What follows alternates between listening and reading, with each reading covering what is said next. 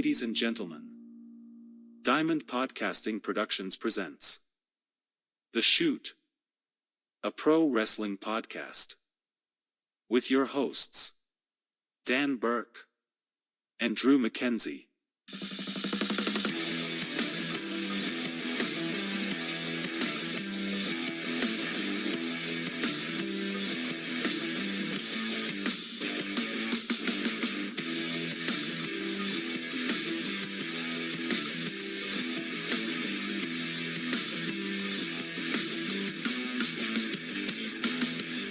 Good evening, everybody. Good afternoon. Good morning. You are listening to The Shoot here on Diamond Podcasting Productions. And only on Diamond Podcasting Productions on YouTube for the time being, as our affiliation with Pro Wrestling World Talks has come to an end, but who knows what the future will hold with that, as John Young makes his triumphant return this weekend. In a 2.5 hour episode that I just finished up today, that got very, very heavy. Talked about his recent issues that he has been going through, some heavy stuff that we're going to be discussing in that program, and also kind of coincide with my last 2 months or so, which it is one of those episodes where wrestling kind of takes a back seat, where we're kind of, because it's more of a reality-based show, I guess we can say, with the way that things have kind of happened. Even talking about it, it's still like kind of surreal, just because of the things that were discussed. It kind of, I on this program about 2 months ago with my brother, it almost feels like 2 months ago now, with my brother, the episode that we did, the tribute segment, which I thought at that point was extremely heavy, and kind of opened myself up to against the norm of what I usually do on podcasts and things of that nature. This one kind of goes a lot more in depth, and especially on John's side as well, where it is going to be something, and plugging it over into the Spotify side. I consider this more of a pause than anything. I do think that we'll be back into that affiliation at some point. But right now we're just kind of doing the Dan and John thing. And here we're going to be doing the Dan and Mac thing, which, Mac, welcome to the program again. Sorry that they shut your visitor card off today and revoked your visitor parking pass, but the nature of the beast sometimes. Happy to be here still. Yes. But I agree. You know, we've talked about it. We've been talking about it. I think we will probably continue to talk about it, and to talk about at least some form of affiliation, whether it's separate shows, whether it's a joint show again at some point. You never know what the future holds, but I think all those conversations are going to remain open and further discussion pending, but we'll see how that goes. I'm not broken up about any partnership loss, because I know that everybody more or less is friends. Everybody knows each other, so I'm not really worried about it. But for those that listen to both, you know, at some point that'll be back, I'm sure. It's more of a pause, if anything. Yeah, exactly. And it's not like anything on our side is going to get, nothing is discontinued. We're still going to be here weekly. I'm going to be on the other side weekly. Depending on, again, if you also look at the episode that watch this latest episode, there might be times where it might be we have to cover things for this week. We don't know. It's more or less the Plan B situation, or Plan A1, as I'd like to call it. You have a Plan A, and then there's also an A1. That's kind of the way that I look at it with this stuff. Great steak sauce, by the way, too. I'm thinking 1A pizza in my hometown, so it is what it is. There was I think an A1 windows and doors, if I'm not mistaken, in this area as well, when I was growing up as a kid, that my family, I'm sure, have done business with for a time or two. But it is what it is with that situation. I I expect it to kind of there's always open dialogue, so I expect that we'll be back in some form of capacity over there. But for the time being, we're going to continue to kick ass here on YouTube, and we thank you for listening with us. Thank you for subscribing, and if you're not a subscriber and you just came across us, please hit that subscribe button and also a thumbs up. Never thought in my wildest dreams I'd be having to be in that position of being like, make sure to like and subscribe and throw a comment down below. But hey, that's kind of the norm now for people that want to be able to make it in this norm and this new kind of friendly environment of, hey, can you like my content, please? Yeah, exactly. It's these guys that they have, and there's, trust me, there's some great sites. Like I look at like people crap on like What Culture and Cultaholic sometimes, but they have some great stuff, especially Cultaholic with some of these deep dive documentaries that goes into like complete histories of things. Like because I remember reviewing Dark Side of the Ring with Steph at one point, and she was like, I need to know more about the screw job thing. And me having to show her the Cultaholic 2.5-hour documentary of the complete history and information of the Montreal screw job. So it's a great resource from that end. So I don't consider them like the geek side of things because I think they have decent production value. And also with their knowledgeable crew over there. There are some YouTubers it's like I can sit there and be confident with and say, oh, they're great. I think they're a really great source for wrestling fans. And I'm also not trying to hate on people that are like, I don't know, like these personalities that, you have your JD from New York's, which... Lord knows I've had my things to say about him, but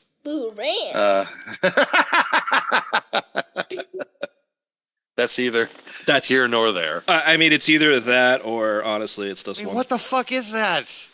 Yeah, like what is that? That's how I feel about JD from New York. Well, yeah, it's hard to come by now because there's some people that it's just I don't like the too nice. And I don't like the too over the top. I somewhere like to meet in the middle. And then there's people like Kevin Scampoli, which some people hear that name and they might be like, what? But the fact that this Kevin Scampoli thing is just, he was like the Howard Stern, I felt like, of YouTube wrestling fandom for a very long time. And real just over the top guy, but at the same time great at what he does and is able to create and has gotten some mainstream, at least in the internet wrestling community, because some people would argue and be like, well, how is that even like a mainstream thing? Because it's not, but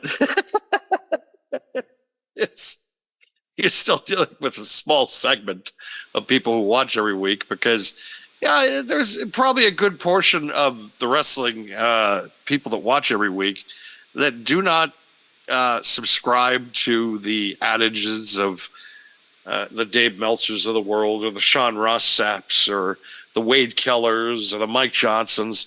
They could care less. Their mindset is about just enjoying it for what it is and not having to think about things, which I understand and I get. But at the same time, it's like sometimes you want the personalities describing things to be over the top and be just as bombastic of the talent that they're talking about is. And I try to have a fine line because, yes, I tendency to go off on a rant on occasion. Right? It's shocking. I never thought in my wildest dreams that I would be someone to admit that. But there's a certain topic out there that bothers me enough, I will go out there and just be like, well, this is crap, and let me tell you why. But that's the the privilege and also ability that we are able to have, especially in this open forum community, even though there's a good portion that might not like your opinion, especially too if some people would call me an AEW basher, but I've always felt like I've tried to be the AEW realist. Like, shut up, bitches. Like I said, I have no problem with the talent. It's just some of their booking sometimes. But we left with the program last week. When we recorded again on Friday. And again, we're doing that. It just, life happens, folks. Or it's just, there's a lot of different things that kind of just get thrown at you. So a lot of times when we come onto this program, we talk about the SmackDown from the previous week. Or if, the position that we're in, we might have it on in the background while we're recording right now. So we're just able to just instant react at the same time, which it does have kind of a good feel to it, but also at the same time, sometimes with the talking points that you come in with, some people may feel like it's just been a little bit dated, like the Wyatt Six stuff, because a lot of moving parts of that this week, especially with the Bo Dallas Uncle Howdy interview, which the fact that Michael Cole's getting handed a VHS tape in 2024. It's like, I understand the format that you're trying to do, but maybe you could have done something else. Like, they couldn't just convert it over to DVD. Like, if you left a DVD, that still would have gotten the point across. Because I'm sure that there's a certain part of the population that has no idea what the hell the things are. And to be 100% honest as well, folks, the VHS format may quite possibly be one of the worst home media formats ever. It's the shits. I'm gonna disagree just because Laserdisc was a thing. Yeah, but Laserdisc, I mean, here's the thing with Laserdisc, right? It has the only format that really has an untouched theatrical release of the Star Wars trilogy, the original. So they have that going for it. VHS can't even say that because of the special editions and things of that nature. But the sound always was terrible.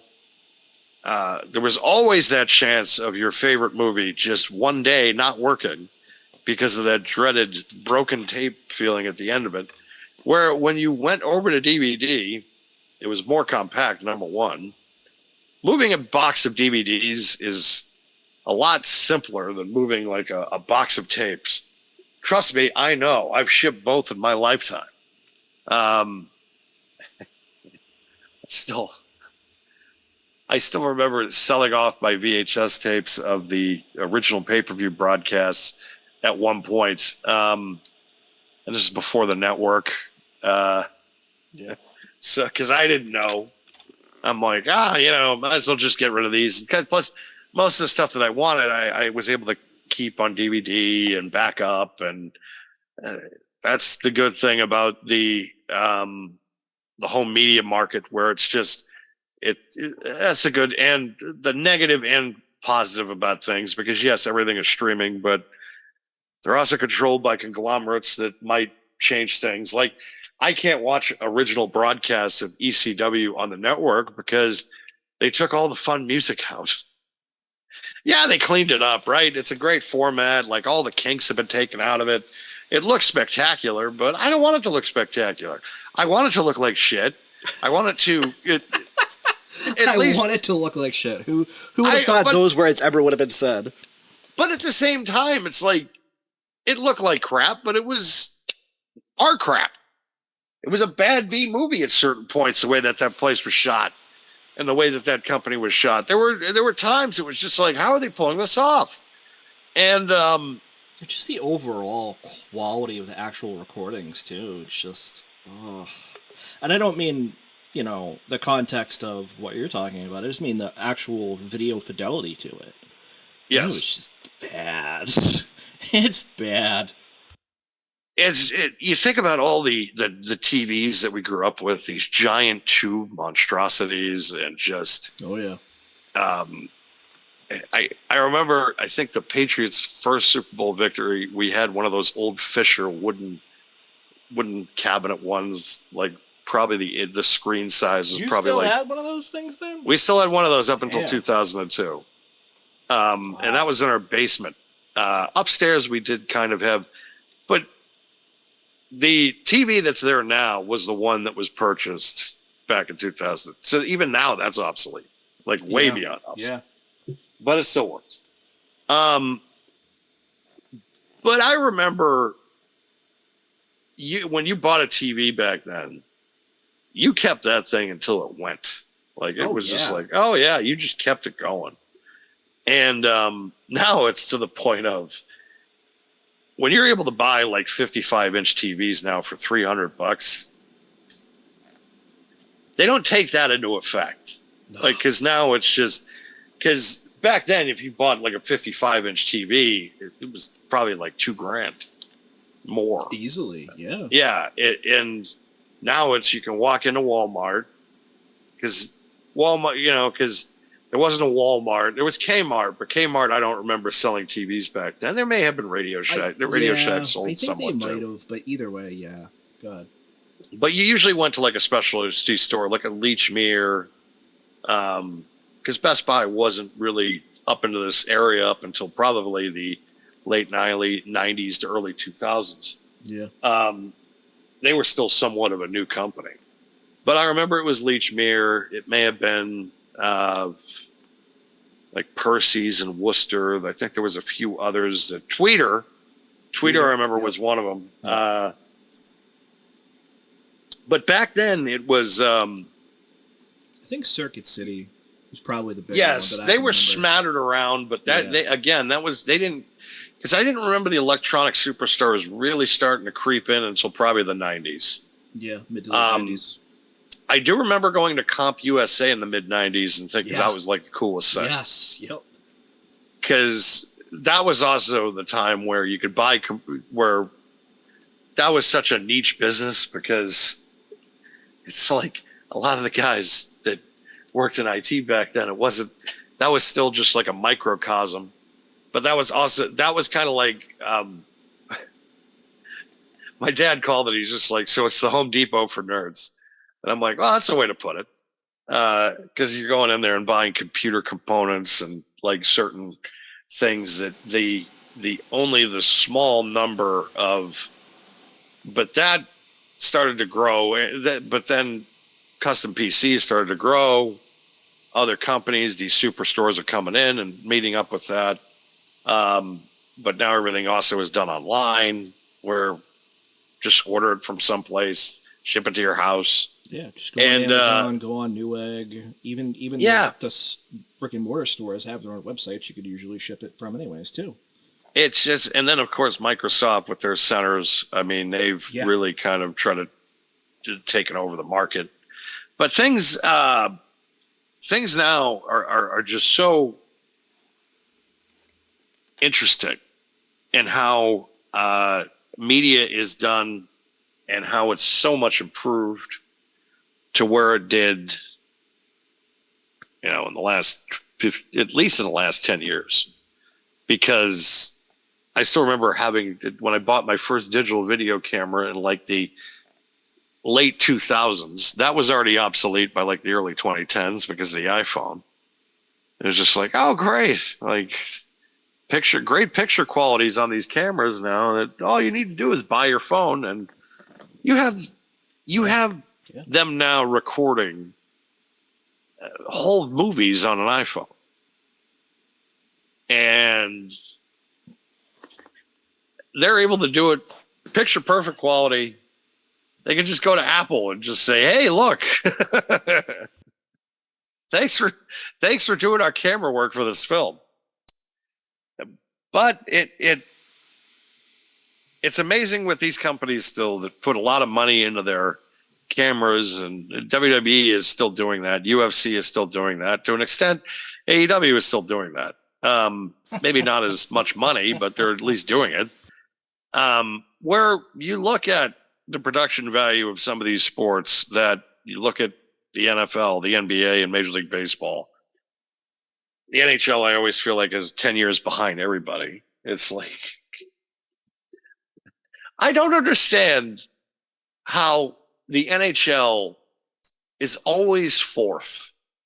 It's always been fourth. It's never been third, second, first. It's always been fourth. I'm not knocking it. So don't do that.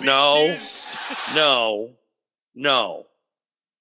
All I'm saying is Smoke. Is that yes, smoke. We have to do subliminal advertising now on this program. So anytime we have reached that point.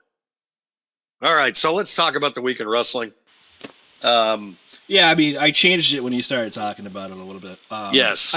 Despite what you said before, though, about talking about last week's SmackDown on Friday and then posting this maybe or during the weekend, I think it's still relevant. I think looking at it holistically, it's not in a lot of cases. But I think what happened last week, the two big points of last week, maybe three depending on how you look at it, maybe four depending on how you look at it. But the biggest two, I felt, came near the end of the show. Jacob Fatu has finally debuted. We talked about that last week. Yes. We just knew he debuted. We didn't know anything behind the debut. We've talked about it a little bit before, where the fear backstage was that he was going to outshine Solo Sikoa. Boy, did that happen. Yep. I've been saying it for a year and a half now, since he debuted for the company. I don't see the big deal about Solo. I just don't. Like, I feel like in the position that he's in, he's either not ready for it or he's never going to be there. And I think people need to realize that he's got a ceiling. And I feel like that the ceiling that he's just never going to get it past a certain point. And I don't know if it's his presentation. It might be his presentation, because I just don't think it's believable. Presentation. You look at Jacob Fatu, and it's just like he should be in Solo's position. And it's not even close. I did like the fact, though, that they did go out and they got the Guerrillas of Destiny. Yes. To kind of replace the Usos. Yes. I do like the fact that they went out and got Jacob Fatu and pretty much just said, okay, we need somebody that's like a killer. But the problem is that I feel like Jacob Fatu is going to be in Solo's role, and when that, Roman was the tribal chief. But Solo being in the tribal chief position just doesn't fit. It just doesn't fit. I feel like it's a square peg in a round hole type situation. I know people that say that they think that he's going to be an exception, like he's going to be this, he's going to be that, he's going to be. It's like, but I don't think so. I just don't. I think he's going to hit his ceiling and he's going to reach it soon. I just don't think he's believable. And I think he's extremely limited in the position that they're putting him in. And Jacob Fatu comes in, and people are looking online now, right? The casual fan base, all they have to do is go and be like, who's this Jacob Fatu guy? Go put him on YouTube, and they're going to find out who the guy is, and they're just going to be like, oh, no. He's got all the athleticism of like Jey Uso and Roman. But you could also put him in other Samoan categories of like a Superfly Snuka, because he can do moonsaults. It's the guy's a killer, and they're trying to make Solo a killer. And it's just like, number one, I can't take the haircut. That's a big part of it. It's just, you look like Simon Phoenix from Demolition Man. And it's just like, it doesn't work for you, brother. Like, it just doesn't. Like, get rid of the haircut. Like, you're not Wesley Snipes from Demolition Man. It's not going to work. I get what they're trying to do. I get that they're thinking that, oh, he's going to be the next. No, he's not.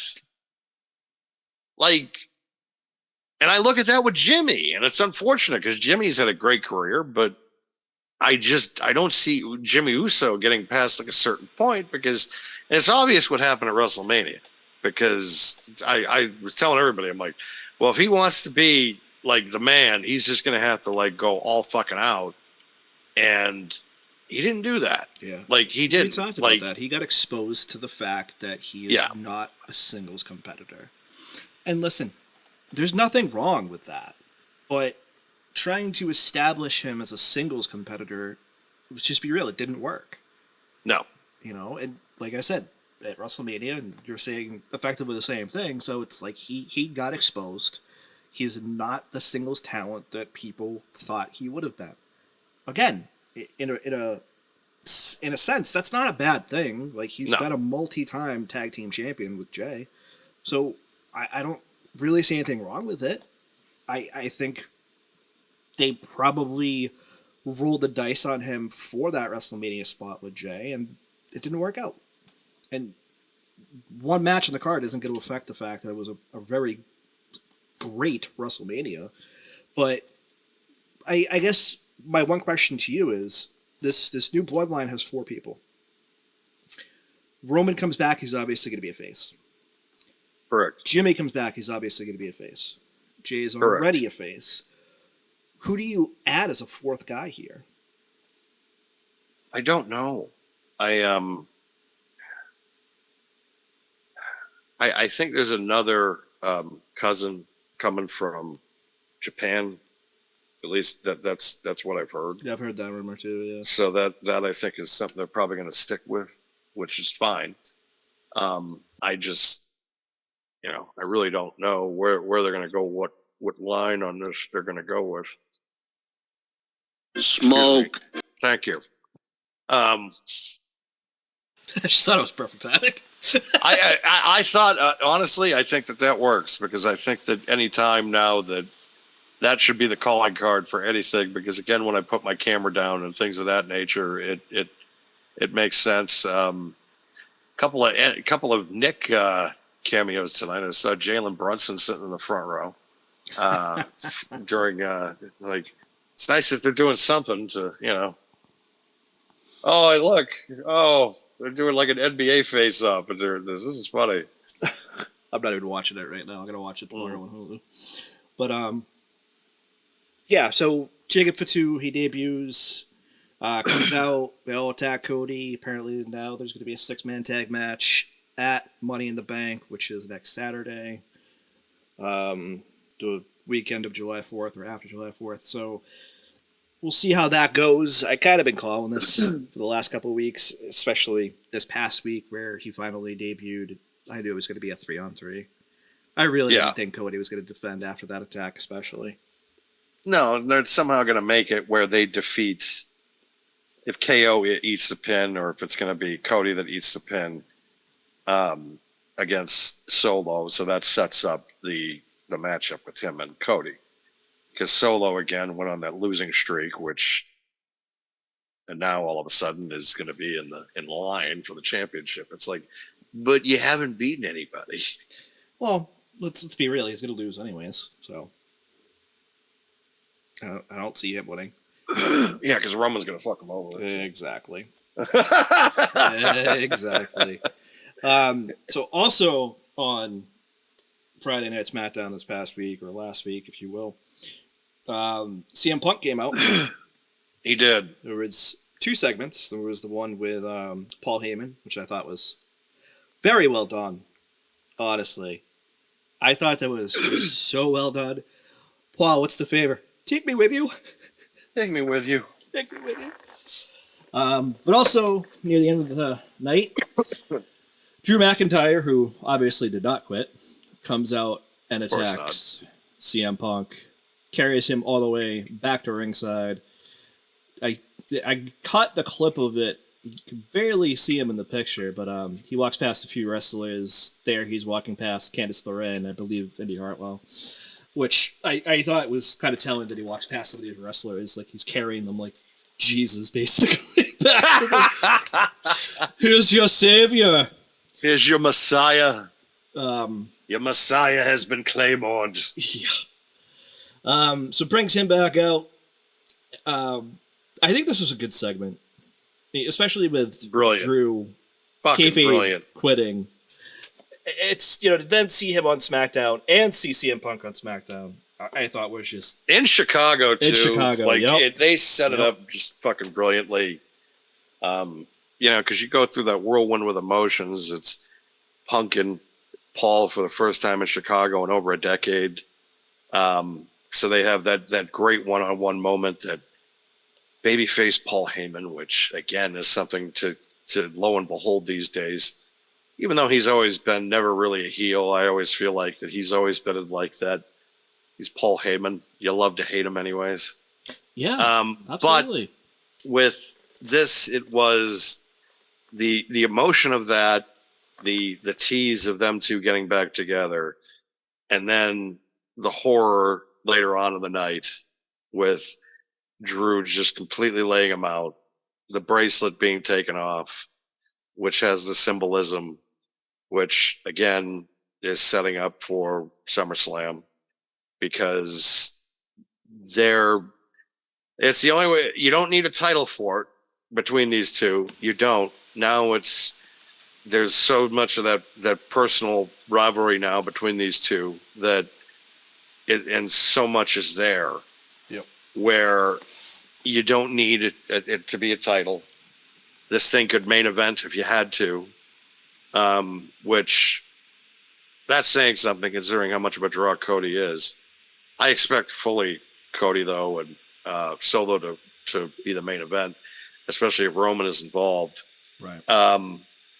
But you now have this intrigue with Punk and Drew.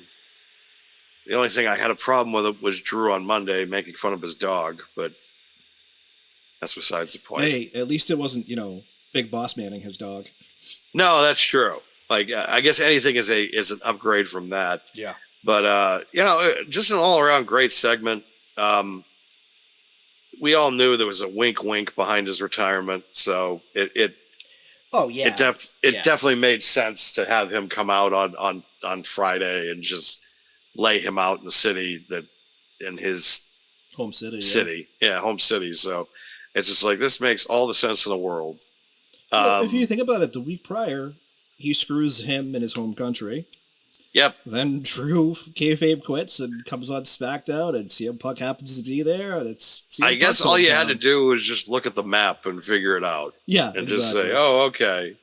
Like, just look at the dates and just say, "Oh, they're going to be here on." Okay, like because it's easy to figure out, but still at the same time, when stuff happens that is going to happen, but they do it in a way that makes sense and makes it look great, that's really all you can ask for. Because yes, the industry that's a problem that the wrestling fans overthink sometimes, is the fact that we've seen everything before. Every story that has been told once before.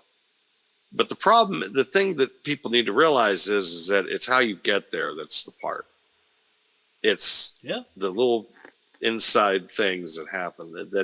That's what made Cody's whole run to the title massive, because of just the little things that they did and the little things that tied everything up that was long standing, of how they were able to work in the Seth Rollins betraying Roman Reigns storyline after a decade, and finally realize that was the one thing that was bothering him for 10 years, of just, here he is, he's the king. He has everything, all the king's men and everything of that nature. He's the top guy. And what is his undoing? His pride, because he never got over it. He had that PTSD was just going to that itch was never going to resolve itself unless he'd had that moment. And he did it, and it cost himself the championship. It's a little stuff like that just, and you knew that at WrestleMania. Yep. Drew wins the title. Then he goes over and he starts making fun of Punk. Well, there's still that Money in the Bank contract lingering out there. So I wonder, oh, fuck, here comes Matt. Here comes Drew. Here comes Damian Priest. Cash in. Oh, Jesus, his biggest moment, and he just lost it. And I think it's funny that it was announced this week that Drew is in Money in the Bank now. yes, I thought that was pretty funny. which makes me think again that Punk is just gonna he's gonna get screwed again. Yeah. And that it's like how many fucking times? Well, plus he's the Bret Hart 97 character right now, which is yeah, it's he's kind of like the Bret Hart 97 character right now. So he's kind of the one he's every little which way he's getting screwed over. Except I don't put Punk in the category of a Shawn Michaels and how problematic he was in 1997. Yeah, except maybe in AEW. But oh, Jesus.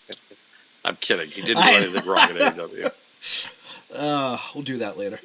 Yes. All right. I think we can probably transition to Raw. I think the biggest story on Raw continues to be this Liv Morgan Judgment Day story, which has, I feel like, gotten just even more compelling recently. Carlito again, stealing scenes. That's cool. Like Carlito! And it's just so if I gotta interject, I'm sorry. If Damian Priest keeps saying that "wepa" word, which I guess is like wow or whatever in Puerto Rico, I might have to do like a compilation because it's getting funny to me. The last time he said that, it was like exclamation about JD McDonough's face after the Super Bowl ring punch. Like wepa, and then this week it was like wepa when Dominic showed him his phone. And I just so many layers to this story now. But go ahead. But of course, Damian has to be the guy that's just like, look, Rhea's gonna be pissed. You know this. Yep. But Liv again has to just keep, of course, call out his deadbeat dad. And then it goes from that of like, well, fuck, now I gotta help her. It's like, shit, all these little tropes that you're just falling for, Dom. Well, you know what she's doing. She got them a PS5. Yes. She got basically the new tag team champions a tag team match. He did. Came out to effectively distract Miz and Truth so they would win. Yep. There's just so many layers that they're caking in every week now that it just cracks me up. I loved the week before where she's like, hey, let me help you take your vest back. Then Damian Priest comes around the corner like, what the hell are you doing? What? I was just gonna get my vest back. And now it's like Finn Balor's involved in this. It's like, what the fuck is going on here? Yep. Like, so the week before he stole the key card, and this week they're quote unquote alone. We don't know the extent of that other than, Finn Balor is playing PS5 saying, hey, she got us a match. So I don't know. It's gotten compelling though, I'll tell you that. And the one thing I'll say is, even if she's not cleared, Rhea should come back in a non-wrestling role till she is cleared, because it would make this story so good. Yeah, but it also builds up the anticipation. But if she's not cleared by SummerSlam, that's my only issue. I heard she'll be ready by SummerSlam. I heard otherwise. I don't know. Like I've heard many different things. Yeah. They're gonna wait and let the surprise keep coming, because they gotta move it. It depends where this thing goes. I agree. Like honestly. it depends honestly where this thing goes. I expect her now, because she got married this week to Buddy Matthews. Yep, I was actually just going to mention that too. She just got married. She's probably going to be on her honeymoon as well. Yeah. So that's just going to build things off for another 2 weeks to a month. Yep. So congratulations, Rhea. Goddamn you, buddy. Yes, it's just like, you lucky son of a bitch. Yep. But good, which is good for him. Like, and good for them. I'm glad that they're happy, and do whatever. Probably great for him. Yeah. Not just for that reason, but now he has that in. Contractually, yes, exactly. Because now it's just like, well, now I have leverage in my next contract. Of course you do. No, he does. I think 100% he does. And I think Malachi Aleister Black does too. Oh, without question. They both have they both have the in. Both have the in. And just can say at any point of just like, well, I'm peacing out. Because I mean, listen, look at Andrade. Yes. You know, like, case in point right there. He got the in. Contract is up. Nah, I'm going to bounce, thanks. And Malachi Black and Aleister Black, whatever his name is at this point, and Buddy Matthews, could see them real soon. You can argue, though, with Andrade that he's still dealing with kind of the same booking issues that he was. Because, you know, they got him at WrestleMania. Besmirch the Speed champion. Well, that's the thing. I know. It's like it's just like, oh, okay, so this is my my promotion for coming in. By the way, as of right, and I hate to spoil things, but it should be noted here that LA Knight has pinned Logan. Smoke. Yes, LA Knight has pinned Logan Paul. And is going into the Money in the Bank ladder match. Also qualifying earlier this evening was not Jade Cargill. It was Tiffany Stratton. So she is, and it 100% should have been Tiffany Stratton too. Yes. When I saw that match, I was a little scared, honestly. Yes, they did work it out though with Candice, because Candice LeRae was in the match where Indy Hartwell incapacitated Jade Cargill. So now that'll be a 2-on-2 thing, and it looks like now they are. It is becoming a what is this? 98 Bash at the Beach, because you got Jalen Brunson and LA Knight on one side, and then you have stupid Logan Paul and I don't know the other guy on the other side. Forgive me, but I'm not watching anyway, so I can't even tell you. I'm assuming he's probably from the Pacers or something, considering the fact that the Pacers knocked out the Knicks in the playoffs. Which, yeah, there's a part of me that's like, oh, why do we didn't have to face the Knicks in the playoffs? Because they probably would have been a little problematic. But whatever. Yeah, I'm glad that it's not Logan Paul. Yes. Because my money, ironically, has been on none other than LA Knight to kind of go over on Money in the Bank. I've been saying that for the last couple of months that should happen. Well, it's either going to be him or Jey Uso. Which I don't think it's going to be Jey Uso.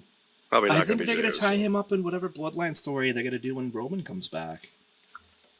It would make sense that LA Knight have the briefcase then, if that's the direction they're going to go. I mean, it's either that or Chad Gable even at this point, which you never know. We talked about that contract. We don't know. Yeah, we have no idea what's in that contract. You're right. But I think it should be LA. Regardless. Yeah. But we'll talk about that next week. We'll do a preview of Money in the Bank, obviously, because there's more matches that are getting announced. We'll also have a better picture of who the final contestants, as it were, will be for Money in the Bank. So the last thing I have on the slide, I think we need one more thing to talk about after that, but the last thing we have on the slide, at least, is that VHS tape that you mentioned earlier with Bo Dallas and Uncle Howdy. Which I thought was a little interesting. What was your take on this whole segment? I've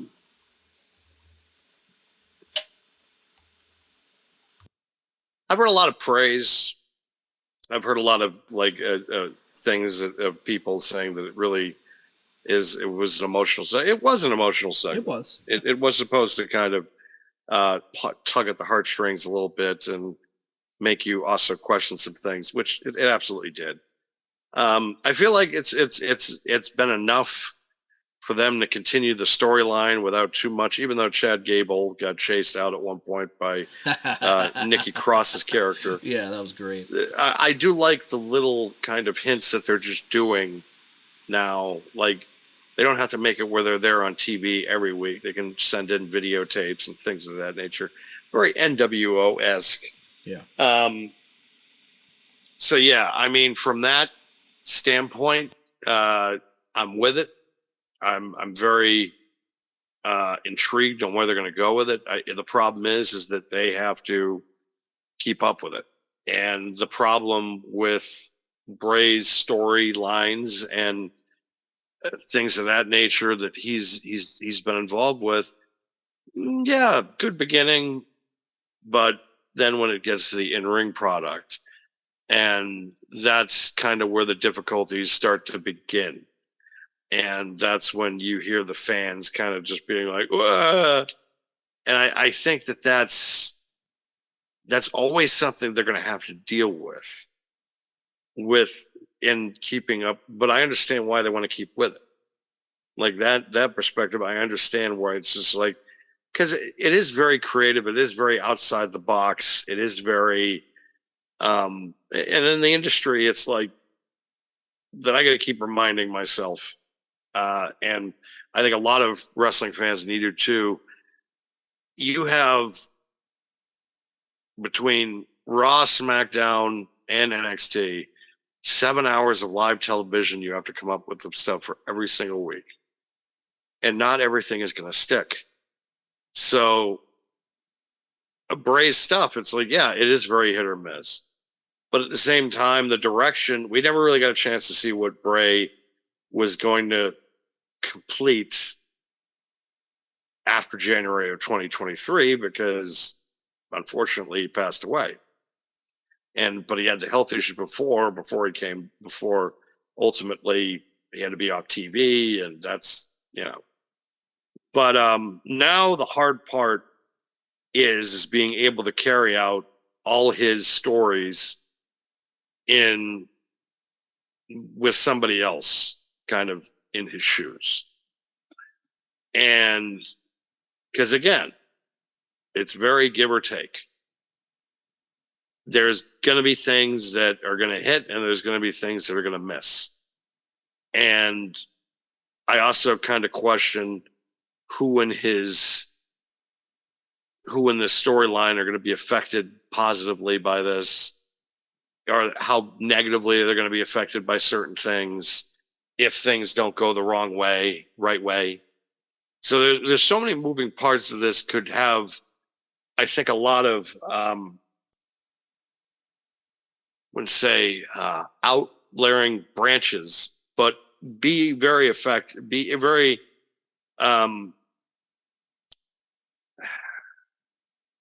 it's hard for me to come up with the right term for it. Except kind of it is, some's going to hit, some is not going to hit. And people kind of need to realize and be patient with it. And the problem is that you have people that may not have been as charismatic and also as talented as Bray was. But I feel like he has earned the right in his memory to kind of have these characters kind of be created and get a shot. And again, when you have 7 hours of TV, it's like, you got to try to do something.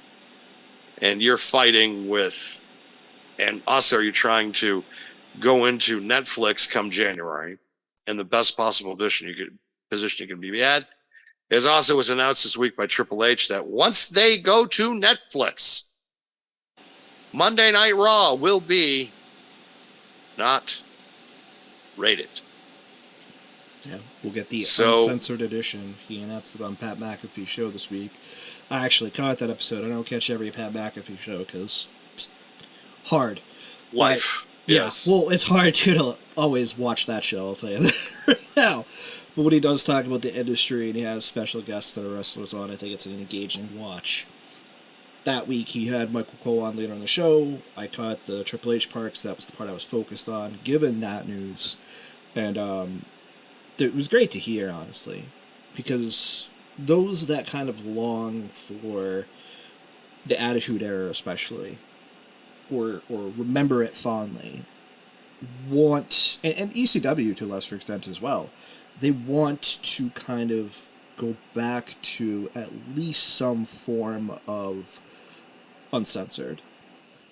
And I remember towards the end of the Attitude Era, going into the Ruthless Aggression era, where Cena swore on like a pay-per-view.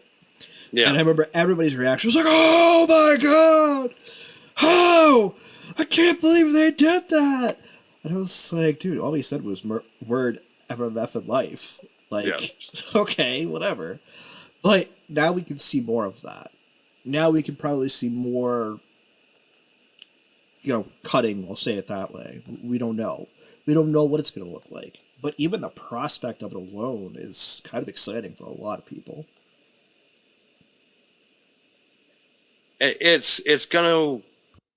going to be able now to have their handcuffs off, which on a network television, you still have a parameter. And you still have kind of a level of, you can't do this. You can't push the envelope.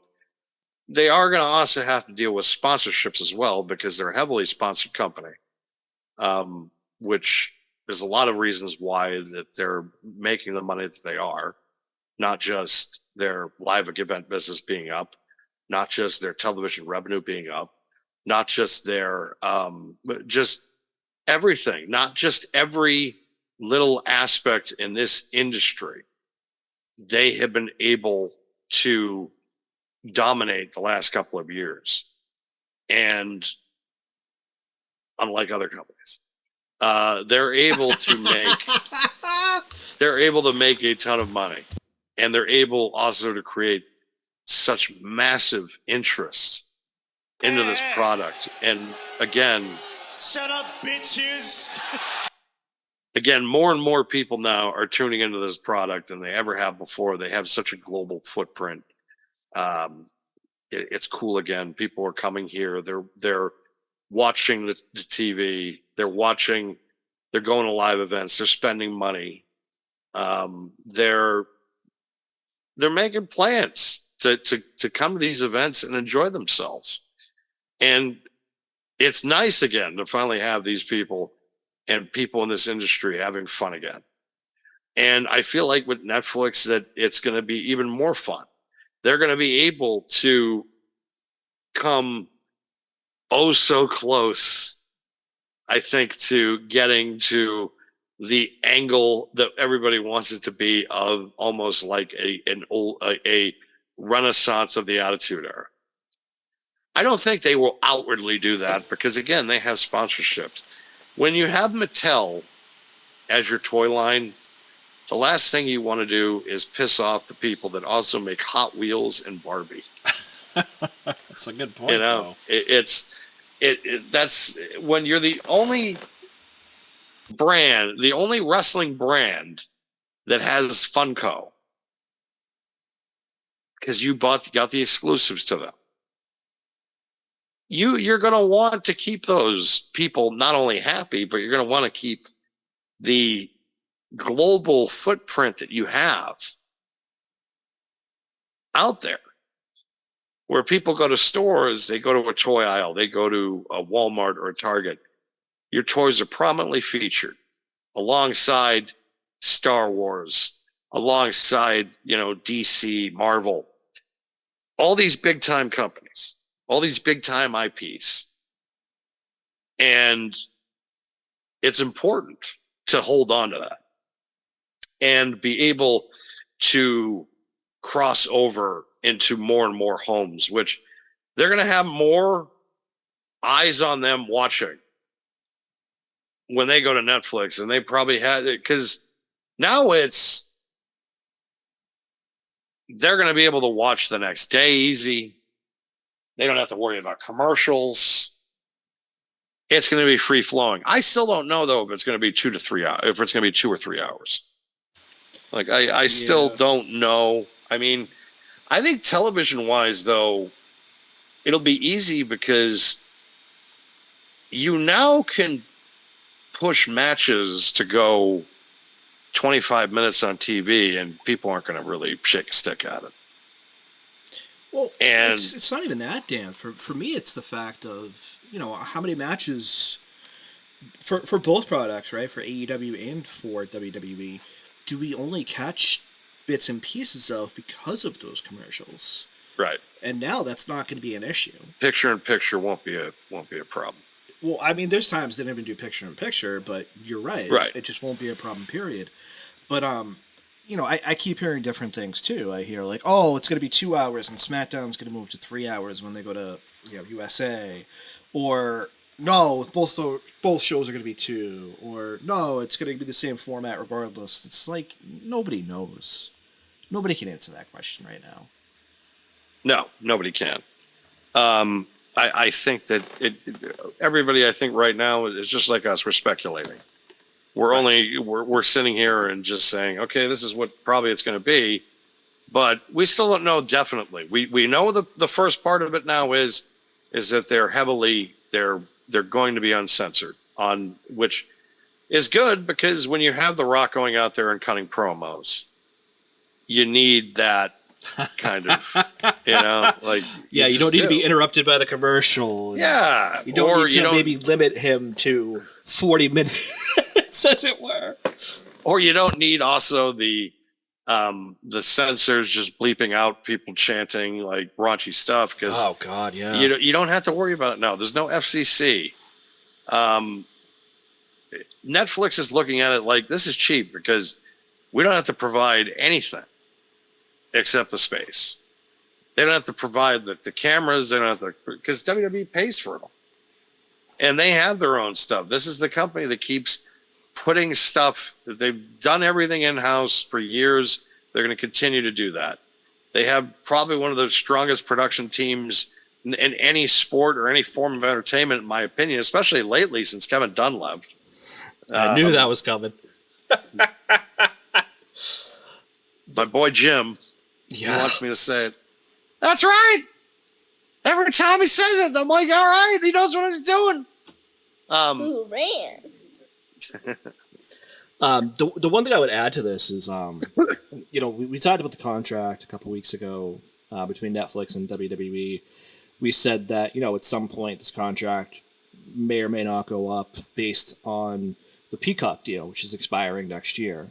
Yes. And who knows, maybe that's already part of the contract and they just haven't said it, or we don't know about it, whichever, where they get to elaborate next year too. Because I wouldn't be surprised. I wouldn't be surprised either, because that deal, but again, because a lot of these streaming services, they're in cost-cutting mode, which what Max is going through over at Time Warner. True, yeah. Because there's a lot of these companies that are, it's a very hard thing. You got to play the long game when it comes to streaming, because you keep it's this, you just do and the problem is that because they're thinking, all right, this is going to be the change of everything, and it's just like, no, it's you're not going to make the instant cash right now, only because of the fact that it's just, you got to get other things other than just the money from the subscribers every month. There's more to it. I could tell you part of it. It's you're right. That's one of those things. Another one, and we've seen it recently with Netflix, where they introduced that ad tier, right? Yes. Where if you don't want to pay the substantial, whatever, 20, 27, whatever it is now, I don't even know what I'm paying for Netflix at this point. But, if you don't want to pay a lot, you get that ad tier. Yeah, it's extra getting ads again, but, some people don't mind. Some people will cheap out. To that point, there's this term which is used in business, and it's churn. And a lot of people don't understand how that works. So basically, I'm going to pay Netflix X amount of months, and I'm going to be a consistent subscriber, right? However, there's people that are not consistent subscribers, and they are constantly canceling, whether that be because of lack of content, or, especially in the HBO case, they only subscribe when they want to watch Game of Thrones or Right. House of the Dragon or even Curb, we'll say, Curb Your Enthusiasm. They don't sit there long term. They want to subscribe for their show, and then once their show is done for the season, they stop, right? I've heard already, by the way, from people, because you mentioned House of Dragon. I've already heard people saying that they've jumped the shark already in season 2. I'm not surprised. It's funny because I saw that meme earlier of Game of Thrones, where it's like season 1 through 4, and it's like a majestic horse. Yeah. Season 5 and 6, it's like season 6.5, it's back to that horse again, and then season 7 and 8, it's like that, like, I don't know, very cheap child kind of art for the horse, and how it's just kind of inconsistent. Smoke. It's hard to, because I remember being all in on that show, and I'm just thinking First season was phenomenal. I don't blame you. The first couple seasons are fantastic. Like, I think that the problem where the point where I just started to realize I'm like, this may have jumped the shark is when they killed Jon Snow off and then they brought him back. It was just like, because that was just this, because the way that they did that was it also shed the rules of that anybody can die on that show at any point. And all of a sudden they just bring him back. And I'm like, they planted the seeds. They retro-conned it. No, they planted the seeds by that one guy who could come back, but I forget his name, Darian or something like that. Who they could bring him back. So I mean, I didn't hate it, but I just thought it was a useless plot device, honestly. So they did plant the seeds, but I think overall, by the time it was like over, especially season 7, before season 8, season 7 just had really inconsistent pacing. Because it's like, hey, it's going to take us months to get to the north, but meanwhile, Daenerys can fly there in like one episode. It was just weird. It was just very inconsistent. you look at how that show, brilliance-wise, because you look at like a perfect character of Jaime Lannister, where he starts off in that very first episode as a despicable human being. And as this character, as the show goes on, you just see the humility and this guy all of a sudden just turning into like somebody you're rooting for. It shows you how fantastic the writing was in that show at certain points. And then how they ended it for Jaime and his sister Cersei, which everybody, including me, the drop should have been made by Jaime on Cersei. Or it also, because that was what we were expecting. Instead, they just got killed by falling rocks from a crumbling infrastructure. It's like, really, this is how this is ending for these two. You know, it's funny you say that because we got like good endings with a lot of characters, like the Hound in the Mountain. Perfect ending. That was perfect ending for both of them. Perfect ending, and then you got Cersei and Jaime. It's just like, what the hell, man? It was terrible. It was the worst. It was just because it had to go either two ways for Cersei. I mean, what the fuck is that? Like, what is that? Tyrion. So yeah, I feel like that Tyrion or Jaime was the only solution to being able to take out Cersei, and she got killed by rocks. It's like, I mean, at least Tyrion took out his father. Yes, that was cool, but I don't know. I kind of like Tywin. The crapper, no less, by the way. I kind of like Tywin because he was, especially how he handled Joffrey, was hilarious. Joffrey was trying to call him out on something once, and he just fucking open hand slapped him and just be like, "You think you're running things? You can't. I did it again. Does my hand magically fall?" Oh man, there are so many great Tyrion moments in that show. Peter Dinklage just killed that role, man. He really did. He really did. I mean, that show had so many great performances, and so many people that I was like, yeah, I want to get behind. Like again with Jon Snow, he was a character I wanted to get behind, and I still got behind him, even though it was a little hokey with I thought him being reincarnated. Because he still had to deal with the Battle of the Bastards, and which was probably you can make an argument as one of the greatest episodes in the history of television, as far as the landscape of production size of it. I've heard numbers thrown around on some of those episodes where we're talking almost $100 million for some of these episodes. Especially the last season. My God.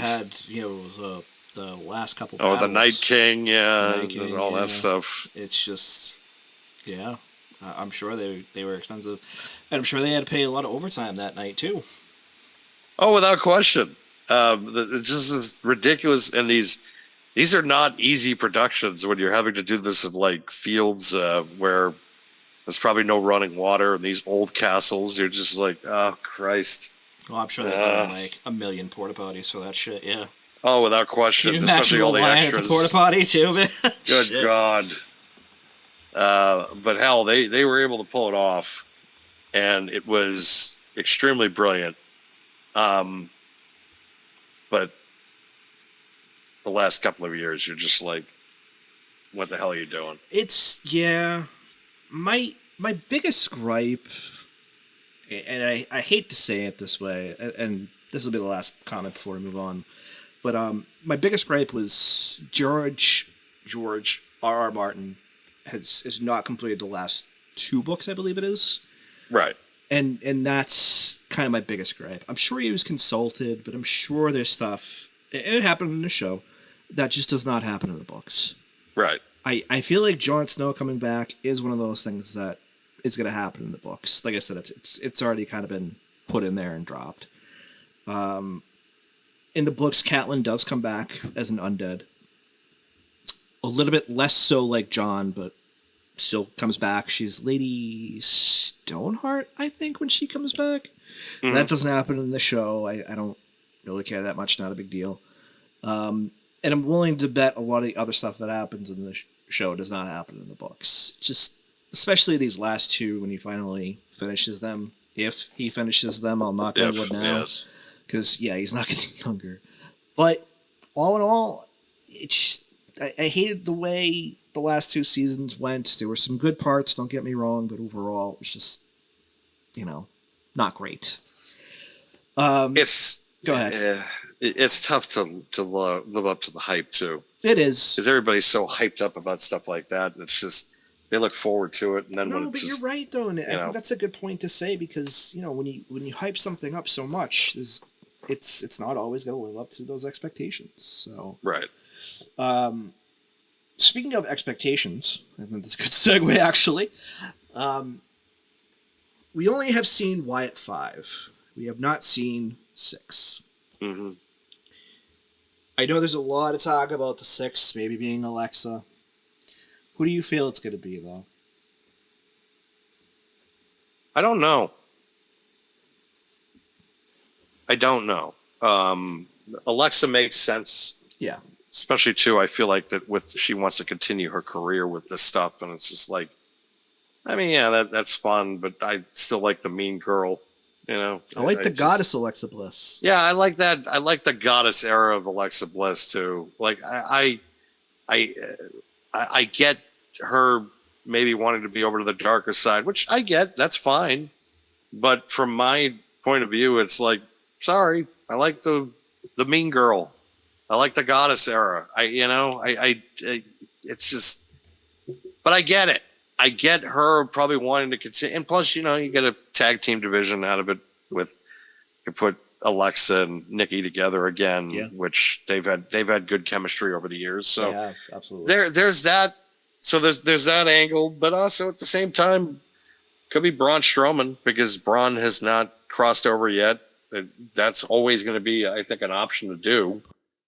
That's not a bad idea, actually. Yeah, no. My only concern with Braun Strowman is he's definitely not the same guy. He's definitely not. He's still over as fuck. He still is. Absolutely. But is that because of the feuds he's like, I don't know. That's my only concern. He's just, the last couple of weeks I've really noticed it. So for those that don't know, he went out for partial paralysis in one of his legs. Yeah. And it definitely shows. Like I'm watching him the last couple of weeks, and I'm like, dude, you definitely cannot move like you could like even a year ago. Yeah, I mean, it's tough. It's tough in this business, and especially when you're a big body like him, because it's like you're doing things your body really shouldn't be doing. And to do it on a consistent basis is the hard part. You look at Big Show now, where his legs have kind of just bowed in on him. It's just your body's not conducive to this all the time. So I think that's the major hard part about all this. So yeah, you're right in the sense of that he might not be physically able to do this. So that could be a hard part something hard for him to kind of get over and be able to compete at a high level, especially if this is something that, they really want to kind of go with. They could also have somebody up that they feel is a decent kind of call up from NXT to do this. So there's a couple of ways that they could do this, a couple of scenarios, a couple of the people or you can bring somebody up new, put Alexa and Nikki back together again, which always works, or see if Braun can, get back into some physical condition enough, but also putting him in a stable would probably work out pretty well, like being able to mask some things. So there's a few scenarios that you can kick around doing this. So, but I don't know. I don't know who's going to be the sixth. I'm intrigued enough to know how this. I'm intrigued enough at this point to be like, okay, like there's definitely some stuff here that can keep this thing going. But I'm still concerned because of what I've said earlier and in recent weeks of that this has a tendency sometimes to be like a week to week thing where it can be great this week and next week it can fall flat. The week after it can be great. So it petered out. Yeah, exactly. Died on a vine, as they say. Died on a vine. So. Don't tell me shit about the economy. So you mentioned the NXT call-up. I just want to touch on that real quick before we move on to the other promotion.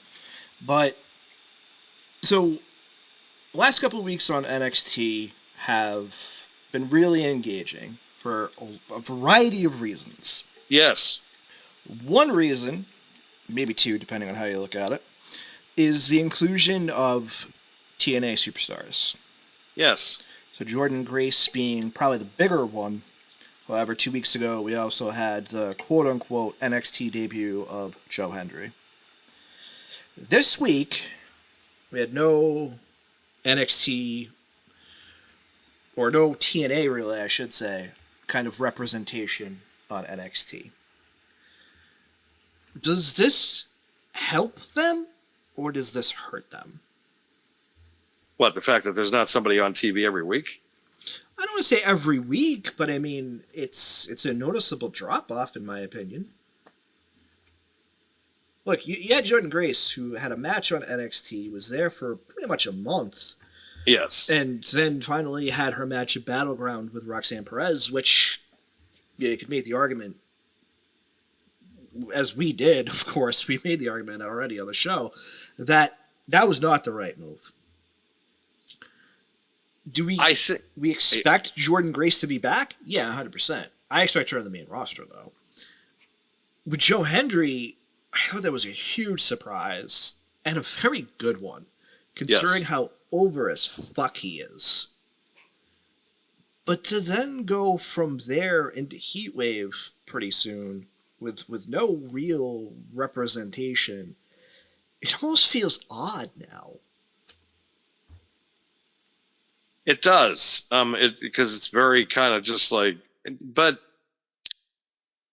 I don't know their plan. I don't know their plan. I think maybe they're still in the testing phases of see what people want. If it does get in good engagement, there's so many ways that they can go with this to kind of that makes sense. I don't know. I agree with what you're saying is that the hard part is that you have to you kind of have to keep this thing going a little bit. But this is also a week maybe you don't have to do it because this is crossover week because of the pay-per-view that's happening this weekend. So where, New Japan and CMML and AAA, and they're all going to be working with AEW this weekend for Forbidden Door, Yep. which to a pay-per-view name is still kind of just like, this is never mind. But it's this. So maybe they want to take the week off from doing that because of the fact that they're not going to get anything to kind of. But again, it also creates anticipation for NXT because then people are like, well, I got to watch this week because I don't know who's going to debut or who's going to come from where. It's tough to say. It's tough to say if they're going to be able to. I think it's helped. I will say I feel like that this thing for the last month or so has helped TNA more than their partnership with AEW has. Because there's a lot more people that know who Joe Hendry is now. And there's a hell of a lot more people that know who Jordan Grace is now. And they might be checking out TNA on their other platforms. They might not get Access TV. I don't know. It seems to be like one of those networks of you either have it or you don't. Yeah, but I mean, at that point, just YouTube it. Yeah, exactly. There's other ways you can get it. Yeah.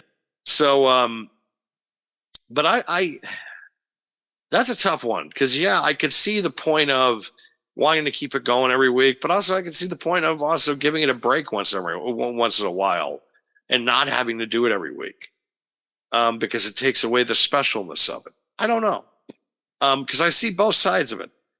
But I feel like in the long run, it's going to help both brands. It already has NXT because their ratings have definitely gone up. They've seen an improvement. They got Heat Wave coming up, so people are going to be interested in to see where their direction goes for the summer. And there's also some talent that have some expiring contracts on both sides. So who knows who's going to get who? So it's going to be fun. Do I see the Hardys making their appearance for NXT?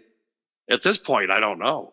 That'll be interesting though if they go to work for TNA, but all of a sudden they start showing up in freaking NXT. Well, that I was keep the saying AEW for speculation some reason too, though, that they were going to be in that Battle Royal a couple weeks ago, where Joe Hendry made his debut and then unceremoniously Kazarian came out, and Kazarian, yep, he goes there too.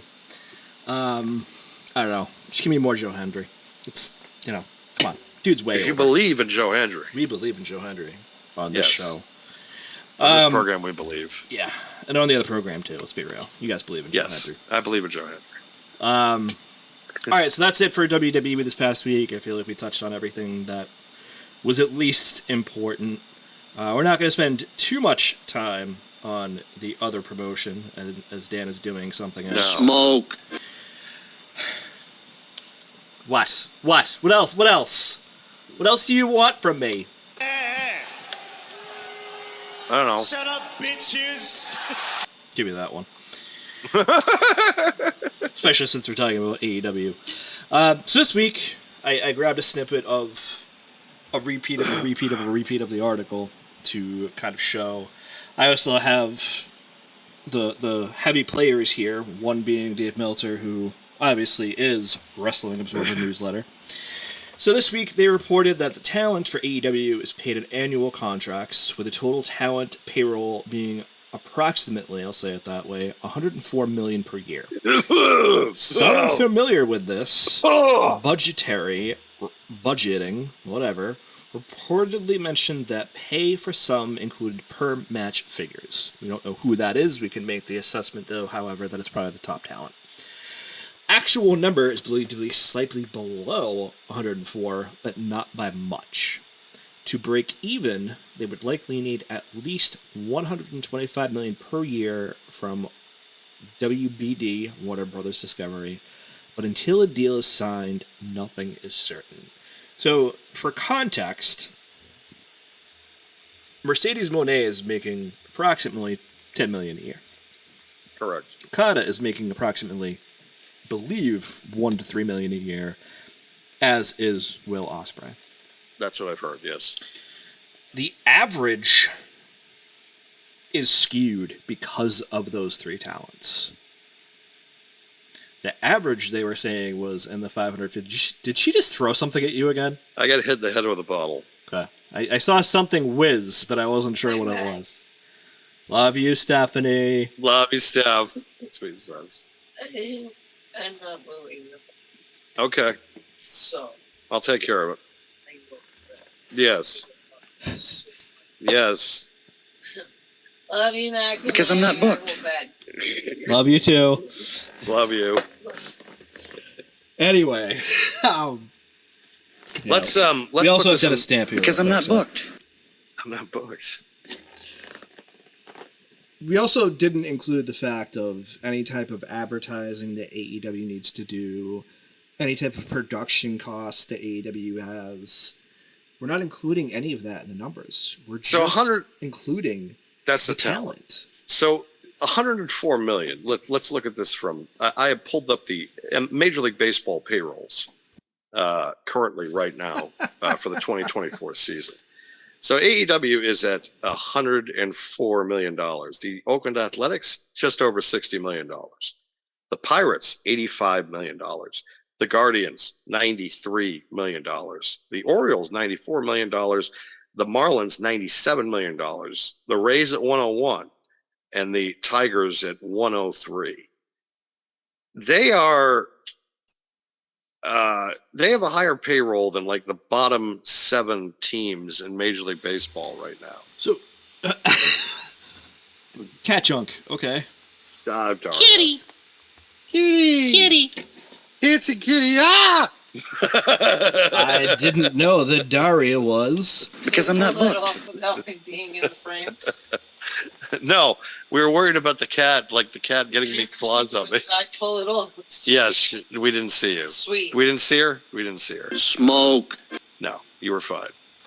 Daria, ladies and gentlemen. Daria, ladies and gentlemen. I don't think there's cracks, so she can come. All of a sudden, Daria just got a fucking, like, movie role. Daria just got movie roles. Yes. If Daria, my cat will do commercial work if anybody's interested. She will shit on the floor for you. Oh, boy. Oh, sorry. That's true. That's what she does. It is, but, you know. That's what she I'm does. curious. You mentioned those major league teams and their payrolls. What's the FC that they own? Because I'm kind of curious what the payroll for the FC Fulham. is. Fulham FC in over in Europe. I'd be curious what the payroll is there, or if the Jaguars, for that matter. Well, they just did give Trevor Lawrence that huge renewal. So I mean, they are paying that higher premium as far as their quarterback is concerned. But yeah, you can make an argument that they're not paying.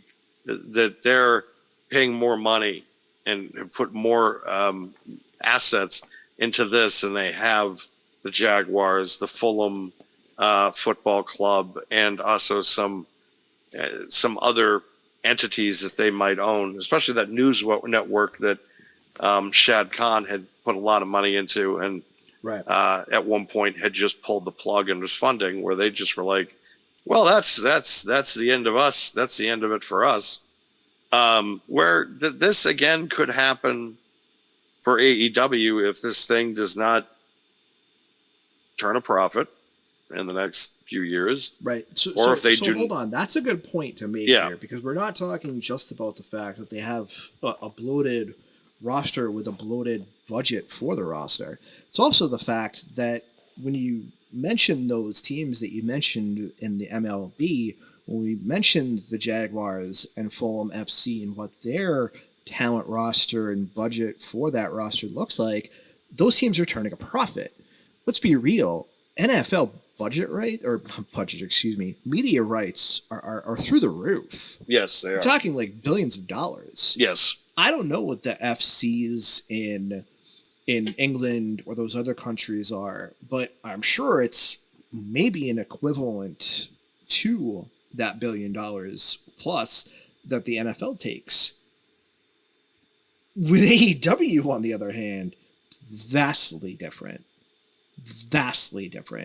because you have the talent budget, you have the media budget or production budget, I should say, and then there's what you get back in those media rights, and it's not breaking even right now. No.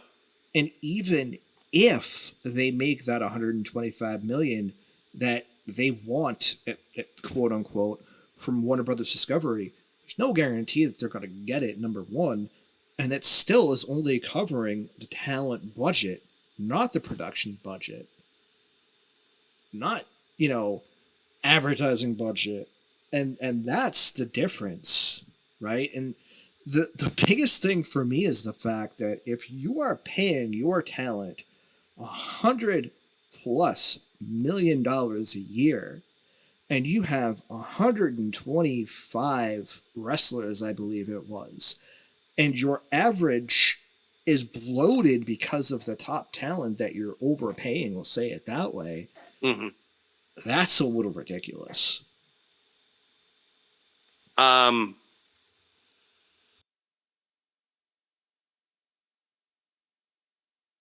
I've said it before. I know the AEW apologists are like, oh, what's WWE's roster budget? What's Cody making a year? What's Roman making a year? And listen, it is, but WWE is turning profits. AEW They're turning is not. profits, and people know who these people are. That too. That's the important thing. The big Fanatics Fest that they advertised tonight on SmackDown is coming up in New York in August, and it's going to be a big autograph kind of meet and greet event for sports stars and celebrities. Cody Rhodes is on the ticket. Hulk Hogan's on the ticket. CM Punk's on the ticket. Bianca Belair, Rhea Ripley, big time stars. You want to know who else is going to be there? Derek Jeter, Kevin Durant, and Tom Brady. They are rubbing shoulders with some of the biggest. Oh, CM Punk's going to be there as well, which CM Punk and Hulk Hogan are the same kind of umbrella. Like, that's weird, yeah. That's going to be weird because there's, at least on Punk's side, there's heat. I have a update, actually.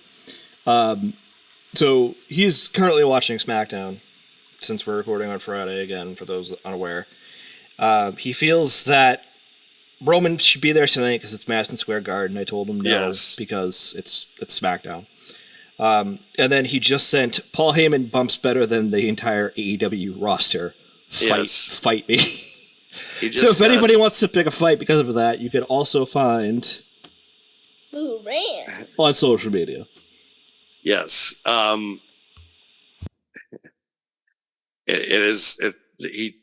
They did attack Paul Heyman and SmackDown, which again, now that I feel like everybody knew that was coming the last couple of weeks, though. They were gonna, that was coming. Now the question is it who's going to be the guy that kind of, because now there's a fourth, right? There's got to be a fourth, or a fifth, or something. Could you imagine if Brock Lesnar gets brought back and now it's Brock Lesnar and the Usos and Roman Reigns up against this new bloodline? It's funny, we were talking about it earlier in a different light, and all I could think of is like these matches for like a person, like when they used to do it for Paul Bearer and stuff, or right. All I could think of is just like, a match for the soul of freaking Paul Heyman, CM Punk, and Solo Sikoa, and then CM Punk versus Roman Reigns. He's my wise man. He's my wise man. Well, obviously, but now the funny thing is that Paul Heyman's a babyface, which again is like, this is so weird because it's just, at least in WWE, he's always been mainly this bitter heel that, but now he's. It's funny because even when he's supposed to be a face, he's still a heel. Yeah. Like when Brock's over and he's a quote unquote face, I'll say it that way, he's still a heel. Yes. Like, that's just what he does. It's how he works. Even His when he was on presentation hasn't commentary, changed. he was a heel, for Christ's sake. Oh, But yeah, it's just, that's just how he works. And Except he was in ECW. The fans loved him. The locker room didn't because he kept bouncing checks. yeah, because he kept bouncing checks. The fans loved him. How many goddamn times? Oh, I'll get you next week. Really, Paul? That was 6 months ago. Yeah, this time it's coming. It's going to happen, I swear. I'm working on things. Because I'm not booked. It's still depressing. Just even the discussion about it. It's just the end of ECW. It's just like, It's I tough, know. yeah. I don't want to talk about it. It's depressing enough. It's just, but you wonder too if they were ever going to be able to survive today's media climate, because maybe it was nice that It's they still burned out when beyond they- Telemundo. Yeah, exactly. 1 o'clock in the morning on a Saturday. Fuck. Yeah. All right. But yeah, AEW. I mean, my question becomes this, right? Do Warner Brothers Discovery, being in this financial climate that we kind of find them in currently, do they then turn around and spend money on AEW? No. I don't know why you would, because every trajectory that you've seen from AEW in the last year has gone down. Okay, so hold on. Let me come back in for a second and ask the follow-up, right? So I think they're going to spend money on them, but the question then becomes, what do you think is their current value, right? Because everybody's talking about the WWE deal. Everybody's talking about the fact that they got $5 billion for like 10 years from Netflix. Mm-hmm. That's WWE, though. And then we have to look at the perspective of, first of all, Tony Khan supposedly expected something similar. He's not going to get that. Supposedly, the next follow-up is $500 million. I have a hard time believing even that's a reality. So, the question then becomes, what is the fair market value effectively for 3 shows, if you think about it?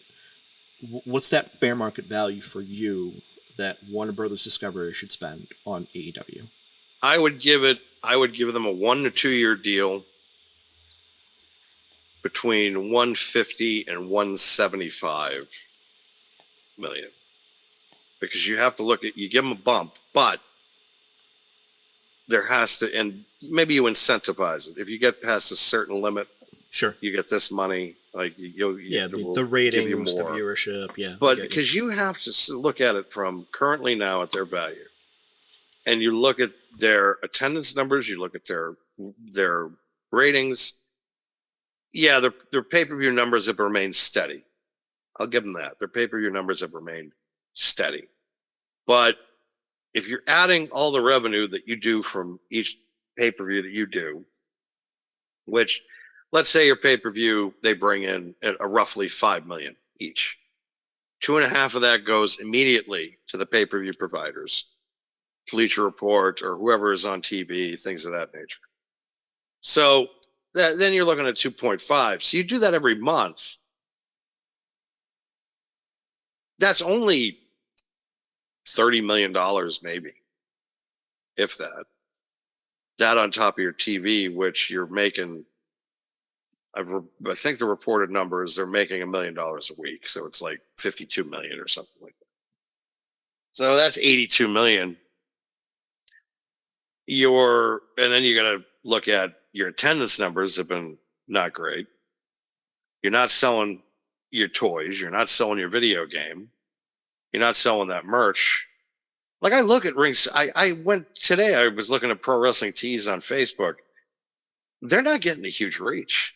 Like they're like 5 or 6 people are liking their T-shirts, like posts and things. It's like it's the same thing with AEW. Their social media engagement's gone down. Their YouTube numbers have gone down. Like they are a company that's trending downwards.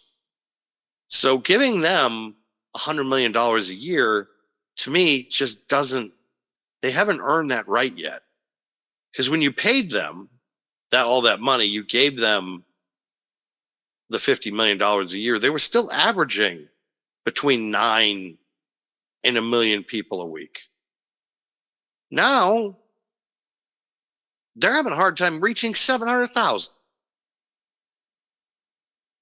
So, and when they debuted, they were at 1.4 million. That was their first Dynamite. It was 1.4 million. Now, they can barely hit 7. So, you wonder how long this thing can go. And it's just, you have to also say, if you can't be into a long-term agreement with these guys, because you don't know if they're going to be around in 3 years. You don't know if they're going to be around in 2. Because $104 million, if you're not making that back, that's before your production costs. That's before your commercial, like all this stuff. And he's talked about how he's dropped $500,000 a week in his TV. So that's 52 weeks a year. So that's another 26 million. So 26 million, 104, that's 130 million. That's not including other costs. What was it I just said? I said they probably bring in maybe $25 million in pay-per-view revenue and another 55 million. I don't even think it's that. Maybe it's 55 million overall for their TV. Yeah, but I mean for the pay-per-view, I don't even think it's that. It might not even be 25. I think maybe for right. a year, maybe, but right, definitely 25 not. in a year. Right. I think for a year that's maybe subjective, but it's definitely not like a month. Like definitely not. Like, you can make the argument that WWE, it's the same. I don't think they're making 25 a month either, but it's probably closer to. They're not selling out buildings like they were either. Like, let's face it, they do not show the hard cam side for a reason. I mean, yeah, their pay-per-views are well attended, but they're supposed to be. They're fucking pay-per-views. Exactly. Greens. But, so hold on. Good point to bring up there. They're well attended, but they're not in Madison Square Garden. No. So just backtrack for a second. We already talked about Forbidden Doors this weekend. They're playing where the Islanders play, which, as far as I can remember at least, being on Long Island, I think max capacity there is like 13K, give or take. I don't think it's past that.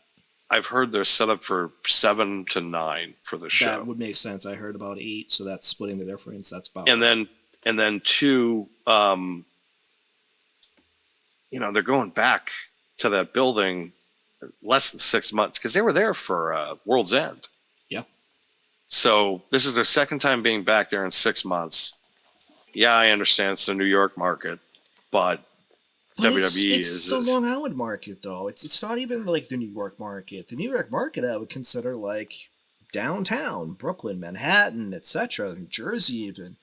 WWE just sold out Madison Square Garden tonight. Exactly. And they had to change the optics of the building. They had to make it the smaller screen arena. So that way they could fit more people in. Exactly.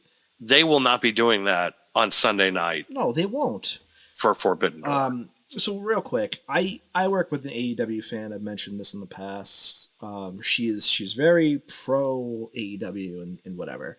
And she talks about the bangers that AEW can put on. And listen, she's not wrong. Like, AEW can put on great matches. That's we've talked about that. You said it yourself. We're not shitting on the talent. Nope. When I looked, just for the context, because she brought it up with me in one of the meetings we had, she's like, "Are you going to go to the show?" And I said, "Probably not." I honestly had forgotten. This is about 2 weeks ago now at this point. And I went on, I think, Ticketmaster had nothing, so I went on SeatGeek, which is another one of those, Ticketmaster kind of sites. They had the nosebleeds for about $30 for your pay-per-view. Yeah. If you wanted to be on the cam side closer, I want to say it was close to like 100, maybe. I don't even think it was. I think it was about 70, 80, 90 maybe. The closer you got, obviously the prices go up. For one of your pay-per-views, if you're struggling to a point to sell at $30, even for nosebleeds, that's still not good. If you need to do stuff that we've talked about, previously, whether it be on this show or other shows, if you need to sell a combo meal at a local burger joint that gives you a ticket to the show, you're doing something wrong. And these are all tactics that they have used. And listen, am I happy that they're putting on another Forbidden Door? Yes, because that means the industry itself is thriving. You have these other promotions that are willing to work together to put on great shows. That's good for the business. That's good for the industry. Yes. But my main argument has always been what we're talking about now is that can they break even? And truthfully, not right now. And it remains to be seen that they ever can. The last question I have for you before I move on is, being what we're talking about here, and knowing that this is financed by Tony and Shadid Khan, do they care about breaking even? I don't think they do, but they should. Look at there's a reason why Sinclair didn't put a lot of money and stock into Ring of Honor, and that's just because of the fact that they weren't making it back. But and I feel like that's a different scenario. It is a different scenario because it's a public entity. Right. Where this is not they're a private entity. This is something like, for the business, them being in existence is something I think that is definitely warranted and needed without question. It's helped a lot of things. It's helped a lot of people get paid. It helps a lot of people get money, being able to earn a decent living in this industry. But the problem being is that it creates a narrative that what they're doing is successful. And it might be successful in their own little realm. But in the business side of things, which is really the things that matter. Because they don't have a footprint. They still have a third party entity in a little shop in Chicago doing their t-shirts. They've never had a good footprint when it comes to merchandising. There's a reason why the majority of their action figures, if you go on pro wrestling, go on to Ringside Collectibles, that a lot of those things now are so heavily marked down because they need to get rid of stock because the stuff has just been sitting there. If it's not big names, people don't give a shit. And they have a lot of people in the industry and the people just don't give a shit about. And they've tried to make people care, but it hasn't worked. I wouldn't be surprised if Sting goes back to WWE for licensing, because he knows that if he's on Fanatics, that he's going to sell more toys.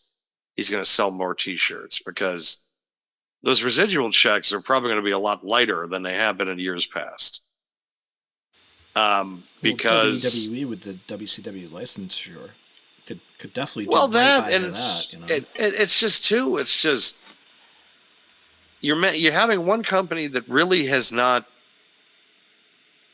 And I got a lot of things I could say about Jazzwares in the sense of that there are a lot of those figures that they released for Sting that pretty much are the same design. Right. Where WWE, they went with, there's the Crow. Oh, there's Surfer Sting. Exactly. There's Great American Bat. They have different. Maybe a Wolfpack, yeah. Yeah, it's just, it makes it better for the consumer.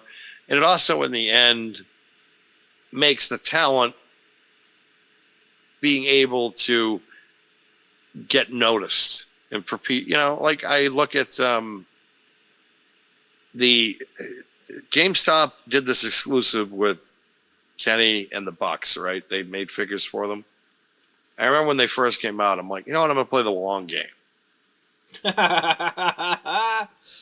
and I think I got them for like, because they came in at 27. I think I got them up for under 20. That was when I made and I was able to buy Kenny's wrestling buddy for like $8.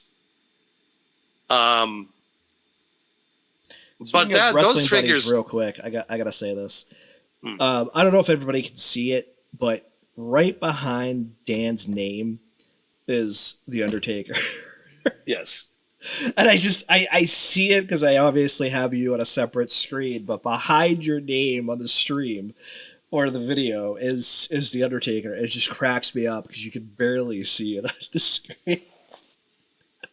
I just love being able, I love being able now to have this kind of direction.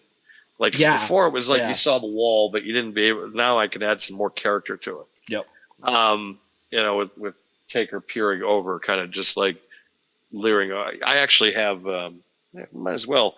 I received my ringside order today that I spent my birthday money on. So that was that. So I have some things to show. Dan just here ruining future shows. Well, no, because I might not have these in like my Grail section, but this has to kind of get mentioned. This rock figure is actually this is a re-release. I actually bought this. This is an Amazon exclusive, and I was one of the very few to get one. A couple of years ago, it was around the holidays. You know how sometimes you might be a little strapped for cash. Well, I had to sell this, the Amazon one, to and I sold it to Booran for like over $100. Might have been like in the $125, $150 range, because that's what they were going for at the time. So lo and behold, earlier this year they announced that they were going to be re-releasing this as an Ultimate Edition again. So of course I had to buy it because I had to be able to. And the fact is too is that what I love about this is the fact that I bought this figure twice, and Billy bought it once, but he paid double of what I paid for it twice. So that's fun. The new, and when I went to the store, I went last week, which it'll be available soon on a bunch of nerds on YouTube. Go check them out. That's Billy's.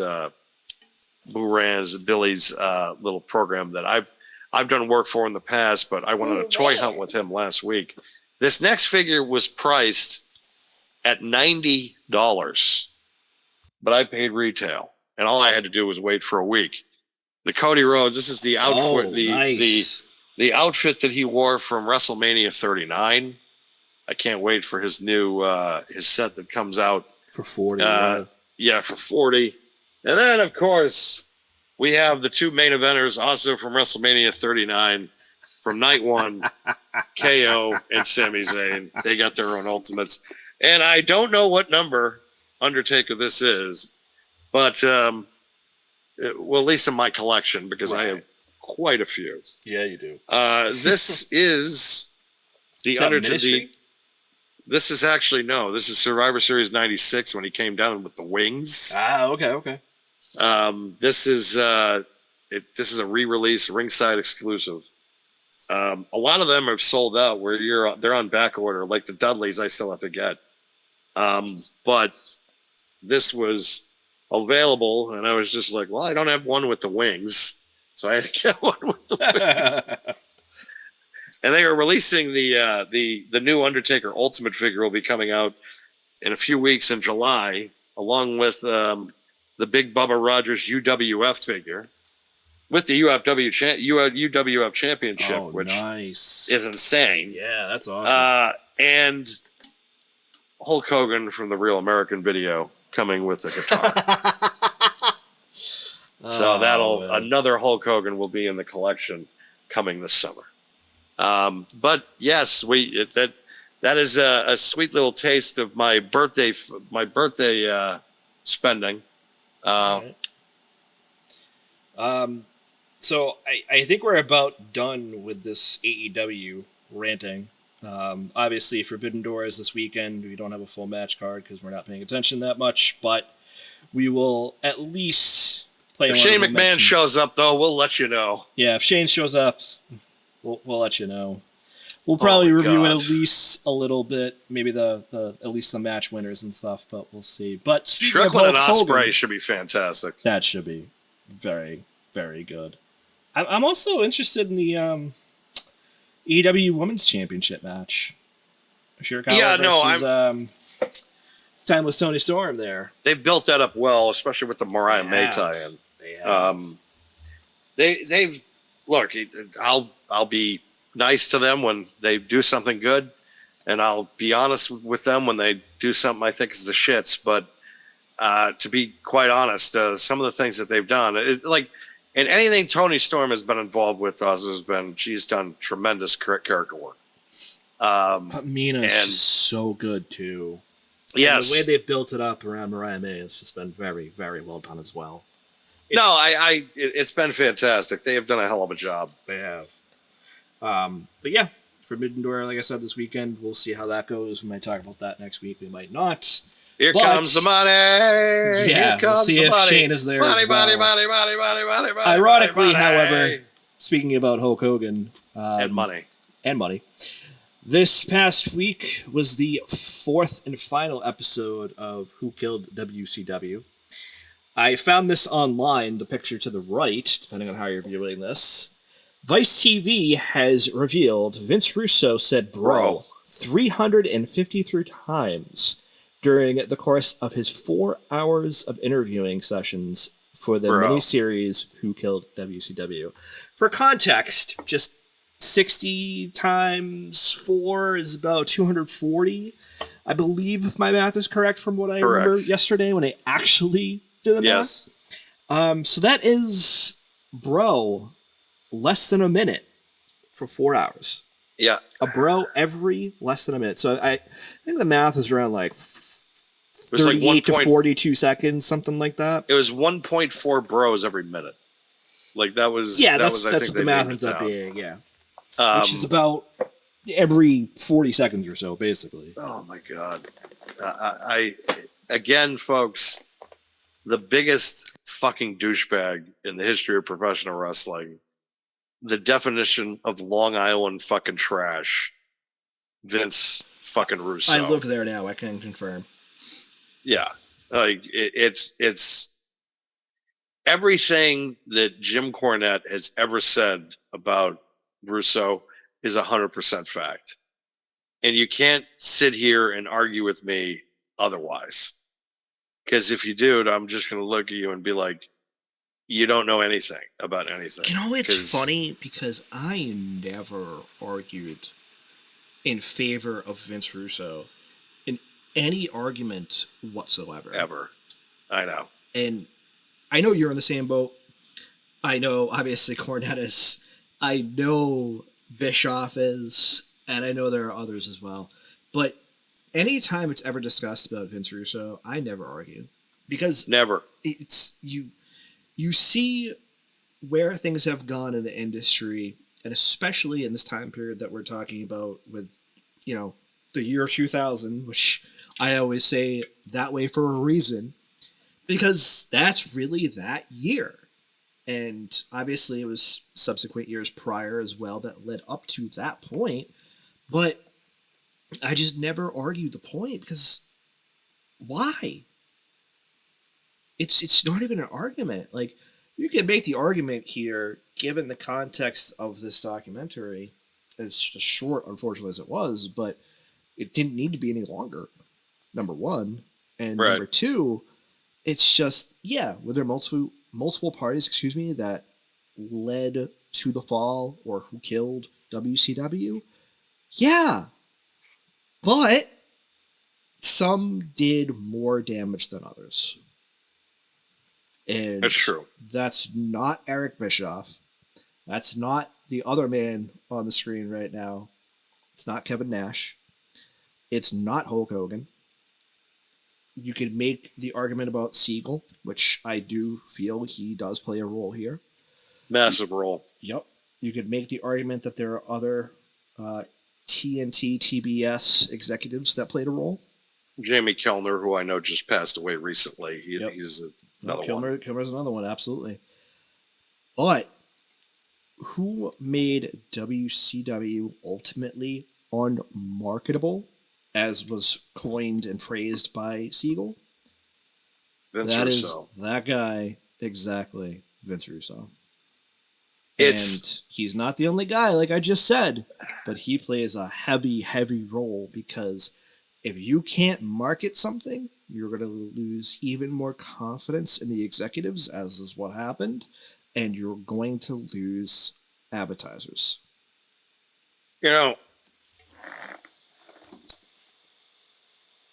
Smoke.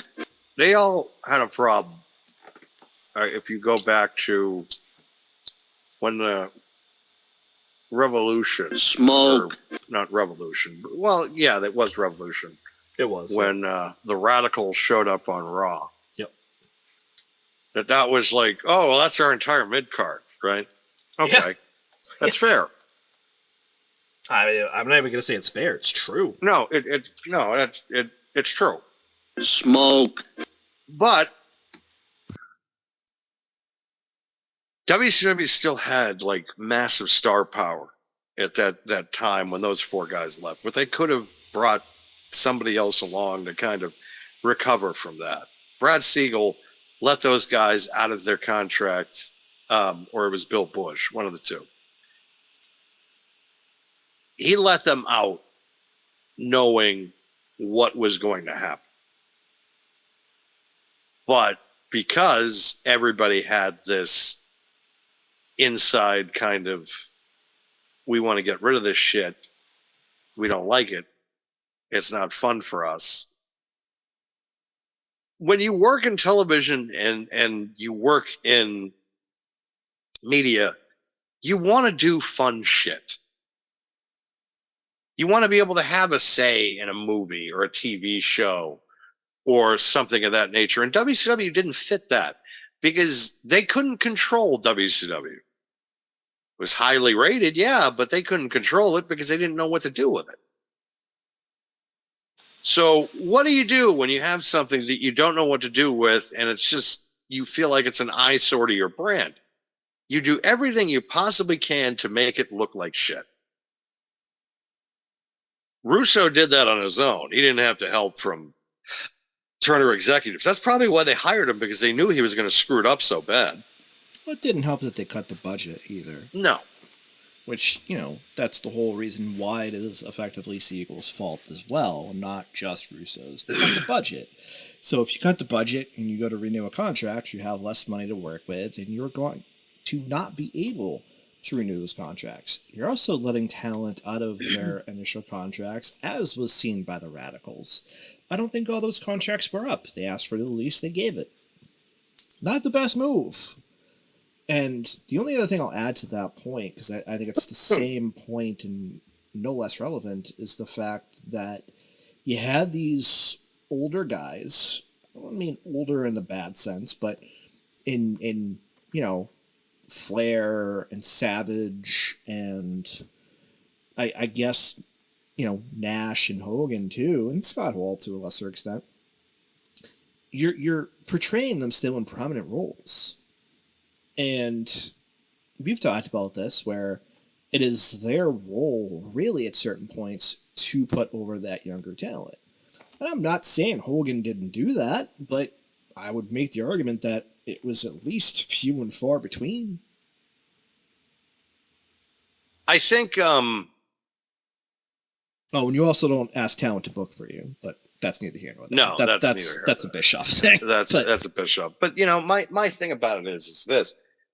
And I don't blame Bischoff for listening to the talent that was more established and main event, because that's what you're supposed to do as a executive and a booker. You're going to listen to the people that have been successful and at least have a track record. Listen, I don't disagree. The only disagreement that I would argue is that you don't give a talent a contract establishing creative control. I understand that. And I get that, but the only way they were going to get Hogan is they had to put that in there. Oh, and listen, that. I totally agree. But at certain points, his contracts were up, and they could have just put a clause in like, hey, no more creative control. But they didn't. Yeah, but they wouldn't do that because, Vince was kicking the tires on bringing Hogan back in like 96, 97. Oh, I know. So there was always that factor of Vince, even though Vince said, well, if I can't afford you, I'll at least bid up for you, so that way you can get more money. Exactly. I mean, there was always that kind of camaraderie that those guys had. Yeah, I think Hogan wanted that role that Rock is in now, where he's kind of like an executive and a major shareholder. Oh, 100%. And he deserved that right only because of the fact that he helped build that brand. If it wasn't for Hulk Hogan, the WWF wouldn't be the juggernaut that it is today. And also being in the position to win the war as much as they did, because the reason why the NWO was successful is because they took two guys that was just on WWF television not even 2 or 3 months ago, and the one guy that just turned on them as the mainstay for them, who's been down here for 2 years, that we think this whole time has been a spy for them, for that company. And now it has been proven that he's a spy for that company, that we've all thought about it, because we never really wanted him to be in WWE here in WCW anyways. And now he's turning with those guys. So he's just going to fight. It all worked together. It was all these parts that just came together magically that just was able to create this thing that became so fucking massive with the NWO that people are still talking about it almost 30 years later. Freaking Prince money, too, with the merch. It's still Prince money. Kevin Nash has said it before. He's like, we created a brand that was way cooler than anything WCW was putting out. And he's right. He's 100% right. Because the whole concept of the NWO was a destruction of WCW. So everybody that bought an NWO t-shirt was running for the destruction of WCW. And that's, again, exactly what happened. Because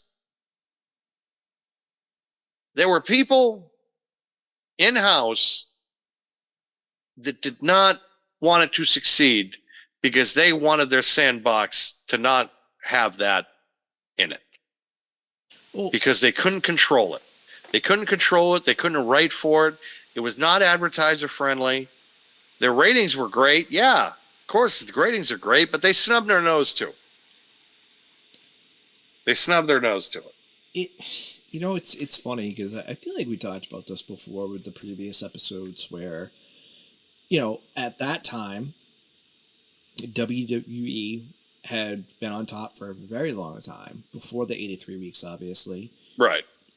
95 was a downturn for the entire industry. Going into 96, come out with freaking NWO. People wanted something different. That was it. That's why it was so successful. Going into, late 2018, early 2019, and having AEW debut, it was very similar to that. Right. And to WWE's credit, and I have to unfortunately include Redacted here because he was a part of it still at that point, they saw it. They saw the competition. They knew what they had to do. They knew some of the directions that they could go. And I will give Redacted a little credit. He did see it. He did start the process. However, the son-in-law, Triple H, Paul Levesque, made even more strides to differentiate the product. And I think that was 100% necessary. And I feel like it's an important topic to kind of discuss because I feel like 30, 40, however many years from now, we're going to see who killed AEW. Probably. I mean, what they need to realize, I think that was probably his greatest miscalculation because he didn't expect Vince to be ousted within the first 5 years of the company. Because if Vince didn't get ousted and they didn't get their shit together creatively, which, to be fair, Vince saw the signs that he needed to get his stuff together creatively, which is why when Roman turned heel and the bloodline started, that whole story, that's when the wheels started to turn. And people noticed it. 2021 was better. When they got Cody, that Cody noticed it enough where Cody leaving, I think, was the first kind of bell shot off the banister of just saying, fuck. They're coming for organs now. Because they just took our heart. Yeah. And they they haven't recovered. They haven't recovered at all. And it's more I don't know what was the defection that kind of set everything apart for WWE in that war. Like So hold on. That's actually a good point right there, right? So we talked about the defection earlier of the Radicals. Right. Where effectively WCW was losing a substantial amount of their mid card. And you could sit there and be like, it's just 4 guys. It's 4 guys that everybody in WCW loved. You loved the Chris Benoit matches. You loved the Dean Malenko matches and how technical they were. Man of 1,000 holds. You loved Eddie Guerrero. This was off of those matches that he had with Rey Mysterio and Halloween Havoc, which was a phenomenal match. And seeing the work that he could do. And Perry Saturn was very good in WCW. Unfortunately got into trouble with WWE. Didn't pan out, I feel, the way it should have. Who was more over, Saturn or Moppy? I mean, in WWE, it was definitely Moppy. But as I said to you before... You're welcome. You're welcome. However, again, Pepe was more over than Moppy. I agree. Just throwing that out we've there. We've had that discussion. We have, but I need to make sure that I say it again because I know you do for the viewers. I understand. Moppy was fucking over. Moppy was over. Pepe was definitely more over. Yes. If you're like, what the hell are you talking about? Just Google it. YouTube, look it up. YouTube, whatever. Yep. But to that point, I think that it's very similar to that. Where you have the Radicals in that time frame where everybody's kind of jumping ship from WCW. It's a little bit different with AEW, but you're seeing it. Cody is the first shock and shot, if you will. Being an EVP, jumping ship, he built AEW with those guys, with the Bucks, with the Elite, if you will, and with Tony Khan. He built that. And Brandy helped him. Brandy leaves, Cody leaves, makes total sense. However, the debut at WrestleMania 39 against Seth Rollins, to 38. Me, is 38, excuse me, you're right, is just a huge, like, just slap in the face, if you will, against Tony Khan and especially AEW. Then you have others who leave or come back, if you will, in Andrade. You have others who jump ship, like Jade Cargill. And I'm just gonna say, it's not over yet. You're gonna see more people jump ship. We didn't mention CM Punk, which I don't really consider that jumping ship. I can do see why. Extent, yeah, I can see why you do. The extent of this, of the only thing that he was trying to work on for the first 2 years was trying to coax him to come back. Yeah. And he finally did. And then within 2 years of that, he succeeded. He got CM Punk to come back to wrestling. So much so that he pushed him to go back to WWF, which was something that no one ever thought that was going to happen. Hell has indeed frozen. Yeah, you're just sitting there and you're like, how the fuck is this happening? And that's kind of where now things have lied. Like, there's been defections on both sides. Yeah, we saw Edge going there. Well, I mean, you can make an argument there, I think, but go ahead. But, it's just this, we saw Big Show going over there. A lot of these guys just, it was a weird time. Like, every other week, it was just like, they signed who now? And I understand why. They were looking for an identity, and they thought they had found one. But now they're in the midst of an identity crisis that they have not been able to figure out the last year and a half to 2 years. So I think that they're they need to figure it out fast, though. And I think it's way too much money for $104 million for payroll. And he should look at this. Excuse me. He should look at this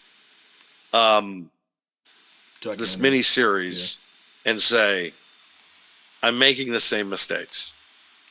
Well, and it's the same trajectory. It's funny you say that, because if you didn't, I was going to bring it up, where it's just like, he's already said he learned from WCW with a bloated roster. And I know there are those AEW apologists, sorry, not sorry, you guys know who you are, though, that are saying, oh, well, he has Ring of Honor, too. Okay, and? Yeah. And? Ronda Rousey was there one time. What's she done since? Nothing. That was a favor. Yeah, that was a favor, exactly. Like, that was Cole it. Cabana got favor. fired. I think he's still there. Yeah, but he's not featured, I don't think. I think he was featured, once after that whole debacle? It was against Jericho. Again anyways. And that was more or less to get, like, the shock factor of, oh my God! Exactly. And then they put others on Ring of Honor, but how many of you apologists, I'll say it that way, can sit there and tell me who is a Ring of Honor talent? Probably nobody. Yeah. Not many, if not nobody. I can tell you, I don't know. And that's not for want of trying to find out. I try to look up Ring of Honor. It just resets me to AEW because it's owned by them. And then if it resets me to AEW, I'm looking at AEW talent. Like, the past couple weeks, obviously, that pop up because that's the Google search for you. But it's a situation where he does need to watch this documentary. You're right. And he needs to look at the fact that, hey, I'm spending this much on talent and I'm featuring only X percentage of that talent. Meanwhile, I'm paying all these other salaries. And look, as I said, the salary for them, the average is skewed. It's skewed because of that top talent that you're paying. You're going to make the argument that, oh, a WWE is the same. Okay, yeah, you're right. It is. But you got guys who are probably making the minimum. Akira Tozawa being one of them, probably. And he's on TV every week. You have other people like Mia Yim, who is married to an AEW star, who is also not featured on TV, by the way. No. And she's still featured on TV, even if it is the developmental brand. So, for those who are going to tell me those differences, realistically, tell me what the difference is between AEW in its current state and WCW in the year 2000. Drop it in the comments, please. Just do it. Tell me what the difference is. I'd love to know. Because I don't see a difference. I just don't. And that's why we're talking about it in the context of who killed WCW, even though we already talked about them. Because at the end of the day, there are going to be differences, of course, right? We talked about WCW in the year 2000. We talked about those before the 83 weeks. We've talked about David Arquette, sure, WCW World Heavyweight Champion. Yeah. But is there really a difference with AEW? You could tell me match quality, and I'll give you that. I will give you that in spades, even, because I do think there is a heavy, heavy difference in that. The match quality you get is very different. That's not a disparagement on WCW. As I mentioned earlier, you have Eddie Guerrero and Rey Mysterio at Halloween Havoc. Phenomenal match. Put both guys on the map, even though they both already were. Put them even on the map even more. Just a great match. And yeah, you could make the argument that, okay, David Arquette's really not World Heavyweight Championship material, but it brought eyes to the product. Right. What is AEW doing that's bringing eyes to the product? Because you can only put Will Ospreay out there so many times during the week. especially too with his wrestling style, because he's had to deal with some injuries in the past. That was kind of my point, but yeah. Yeah, it's just you can't put him out there 2 or 3 times in a week. You know, You it's definitely just can't. he's got a high work rate. He needs time for that body to kind of regenerate and be healthy. You know, you look at what Kenny Omega's been dealing with the last couple of years. You look at what Adam Cole's been dealing with the last couple of years. Those are 2 guys that you're probably paying in the close to 3 to 5 million range. So that's $10 million right now you're paying out that are sitting on the shelf. And, you know, that's a problem. Like that's a big issue, and you got to keep these guys happy. And I don't know if there's a lot of guys in that company right now that are happy, except maybe, the ones that are being really featured on top. I don't even know if like Swerve Strickland's happy. Well, do you know why he's not happy? Because I'm not booked. Featured. Because I'm not booked. Because I'm not booked. That's who. I can't even hear him, so that's why I'm saying. Really? You can't hear him? No, I can't hear him. Because I'm not booked. So that's why I'm like, that's why when you put him up, I'm just like, oh, what? I literally tested it earlier, so that pisses me off. You can't hear him. I can't hear him, which is unfortunate because I love hearing Dennis Stamp anytime I can get him. Because I'm not booked. Soul. But, you know, it's Swerve does not feel like a main eventer to me. I feel like that he's almost been set up as like a transitional champion, which that might not happen now. That might not happen where he's losing the title just to lose it to Will Ospreay it all in. Will Ospreay it all in, because I don't know if that's going to happen. You know how I feel quickly like now I finished that sentence because we both know what's going to happen? I feel like now they're setting up for him and Daniel Bryan, for Bryan Danielson to win the tournament, and then obviously get a, which, and I'll be honest too. But we've seen that. The Jeff Jarrett promo was good, and I want the Jeff Jarrett kind of. So I'm like, all right, you know what, Jeff Jarrett in the finals, that makes sense. I don't want him to win it, but I want him to have like a real magical kind of run to kind of like. You know he's gonna win it though. What, Jeff Jarrett? Yeah. He's not gonna win the tournament. The Owen Hart tournament? I don't think he's gonna win the. I don't think he's gonna win the tournament, but I think he's gonna get close. Like he's gonna go on kind of like a final magical kind of like couple of weeks. It's gonna be like one of those Cinderella stories, like of. But the history between him and Owen, I feel like he's just gonna give it to him. Right, but that wouldn't make a great story. No, you're 100% right. It's not going to make a great story. I'm not disagreeing with that. The great story would be him getting close. Like that bit, like where he still walks out like a winner, the moral victory out of this. And plus, a Bryan Danielson, Jeff Jarrett final could be a fucking masterpiece. So I'm hoping for that, or them meeting up in like the second or third, like the second round or something. Because I feel like the Jeff Jarrett story of him trying to win the cup is a lot better than him actually winning the cup. That and I think, with, yeah. I think he understands that too, because let's face it, Jeff Jarrett is still in an advanced stage, but at the same time, he is one of the most timeless performers ever because of his offense.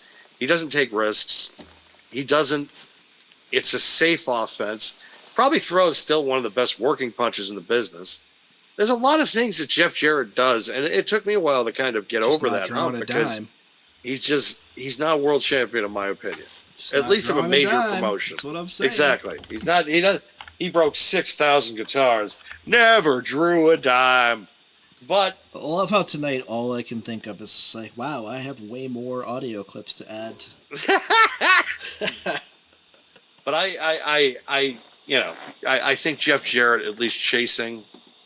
I'm okay. No, I don't disagree. I just feel like he's gonna book him to win because of the history, and you know, should he? You can make the argument either way, but I do agree that it would be better, a better booking decision to have him chasing. I don't disagree with that. It's quite all in all possible to end it, like to end that, because I think that when I saw that promo, I'm just like, yeah, let him get to the finals. Just don't have him win it. Yeah. Like, it's just, I'm okay with this. I'm okay with that. Like, because of the story built in there with him and Owen. I mean, it was a gut-wrenching story, like to hear, and it's just like that was, yeah. This is definitely something I could see kind of getting over, and like people getting behind. So it's funny we're talking about him in the context of Who Killed WCW, and I don't mean that Jeff Jarrett killed WCW. Let me say that now. But the fact that he being Russo had him lay down to Hogan that night, just he understood it because he did, he's the son of a promoter, so he understood that what was kind of happening. But yeah, it is something that you're just like, why do I got to be involved in this shit? Yeah, and he's talked on different platforms saying like, I hated it. Yeah, and I don't blame him. That's how it should have gone down. Yeah, I don't blame him at all. I don't blame him either. Absolutely not. So, I mean, yeah. But I think we summarized it pretty well. That it was, if there's any answer to Who Killed WCW, it's definitely Siegel and others in the executive booth. It was in the end. It's the executives, and I'll give an assist to Russo.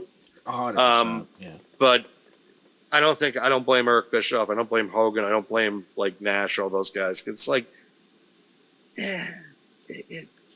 I think they played their roles, but ultimately not big enough. Right. It's a minimal responsibility when you look at exactly what the term is, Who Killed WCW. It's a minimal involvement. And I know that they interviewed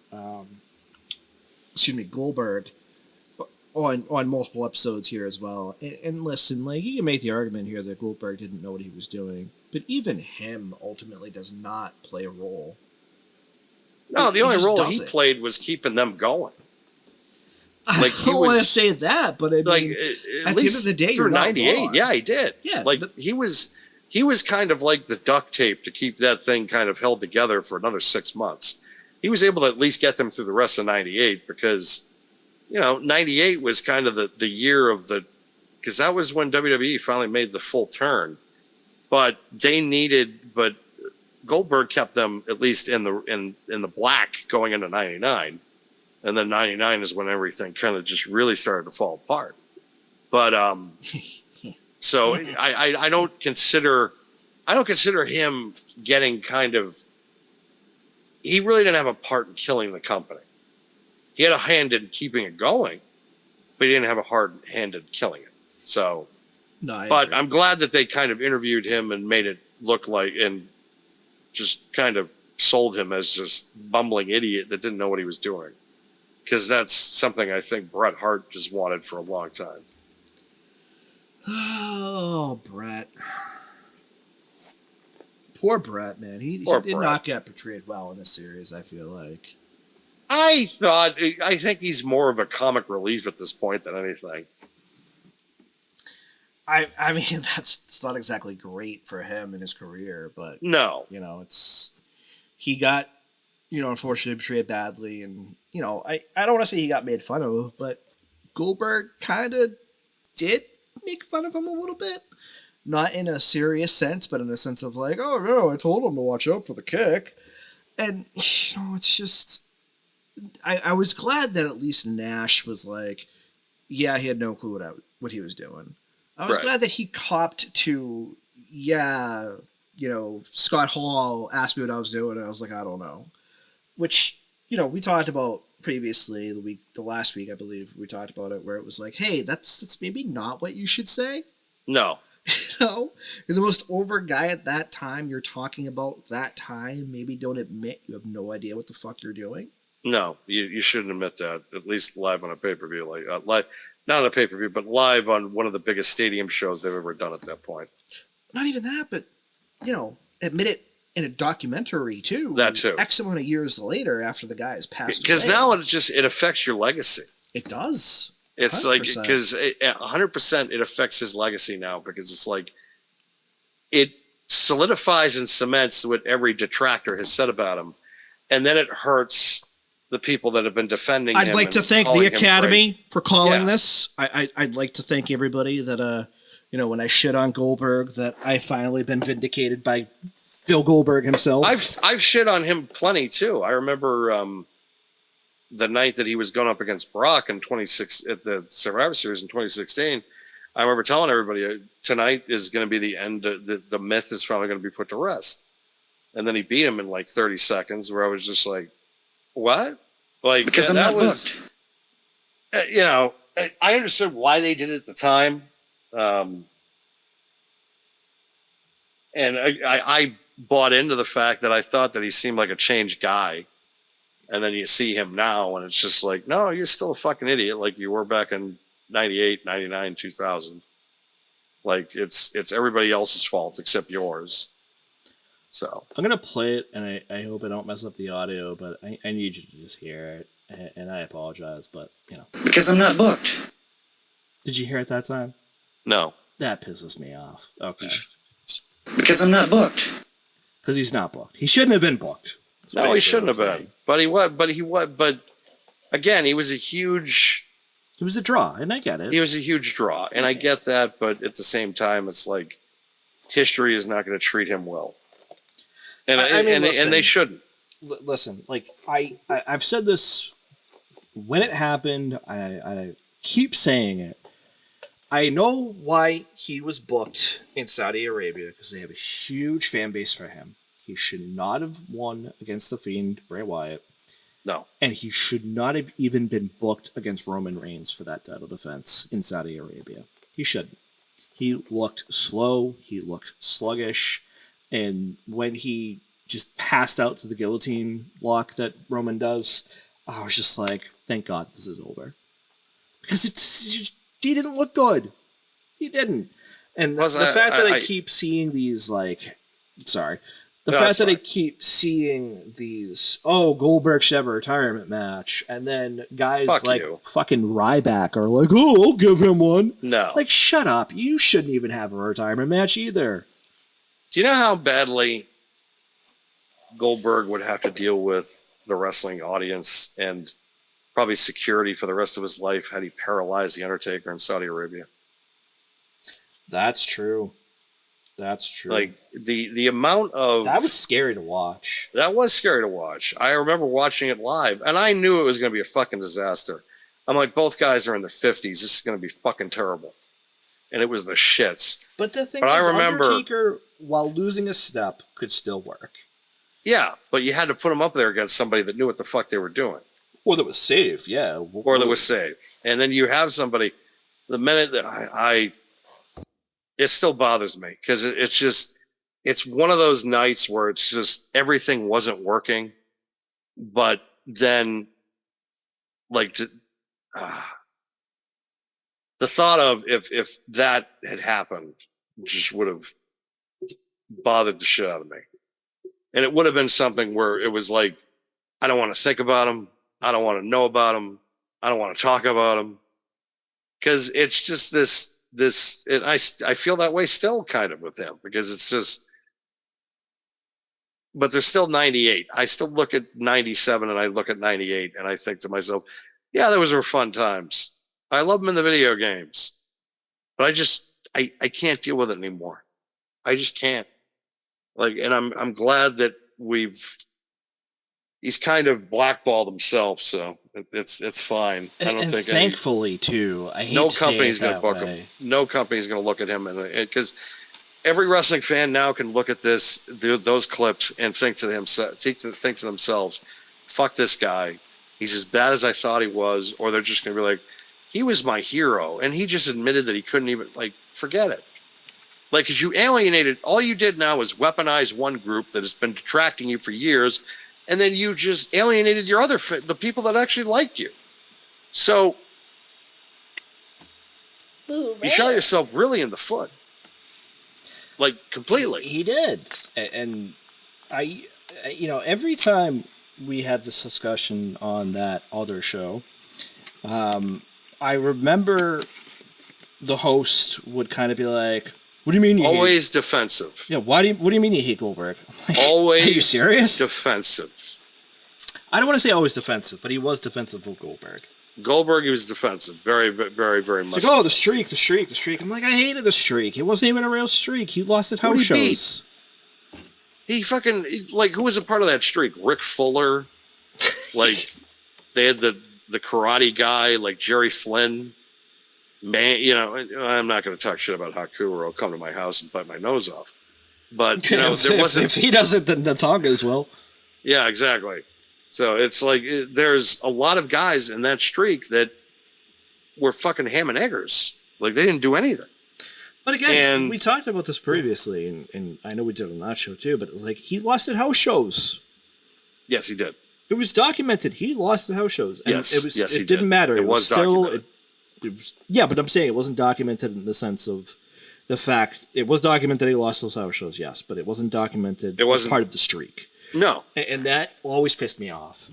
And I started to lose it about it because it's like, oh, well, you know, he even beat Hogan as part of the streak, and then Kevin Nash ruined the streak. It's like, no, the streak was already fucking ruined. Just stop. Can we just stop with this? Like, the other narrative that I don't think that it was mentioned in this, and it was mentioned in the book, The Death of WCW, which I read a couple of times. You know why that they removed Russo from Power in the early 2000s? In early 2000. Lay it on me. He wanted to have Tank Abbott become WCW World Champion. I remember that. Yeah. That's why they wanted to go to the committee and they removed him from Power. Because they were just like, you're out of your fucking tree. And the funny part is the Tank Abbott stuff, that got worse a month later when he pulled that knife on that guy, Big Al, and that weird like biker match where they fought over like a leather jacket or something. Like just completely like crazy stuff that went on that I remember Shivani trying to like sell that. It's clearly he just pulled a knife on this guy and just said, I'm gonna fucking kill you. But he's trying to just, what is he doing? Trying to cut the guy's beard? Everybody else is just like, go to commercial. Yeah, Tony. He's there with a knife to cut his beard. That's exactly why he's there. Are those scissors? I will never forget when Hogan, I forget who it was against. It was like an after-match thing, and he does this very weak chair shot. Oh, I love that. I love that. Tony Schiavone's just like, what? Yeah, like he just react like what? Like it was a very safe chair shot, to be quite honest. Though, like that was because most guys back that as it may, Tony shouldn't have reacted then at that point. No, he shouldn't have. He should just, like because it was just like what? Like he was in shock that it was that light. WCW that year, like it literally was like Bizarro World. The year 2000.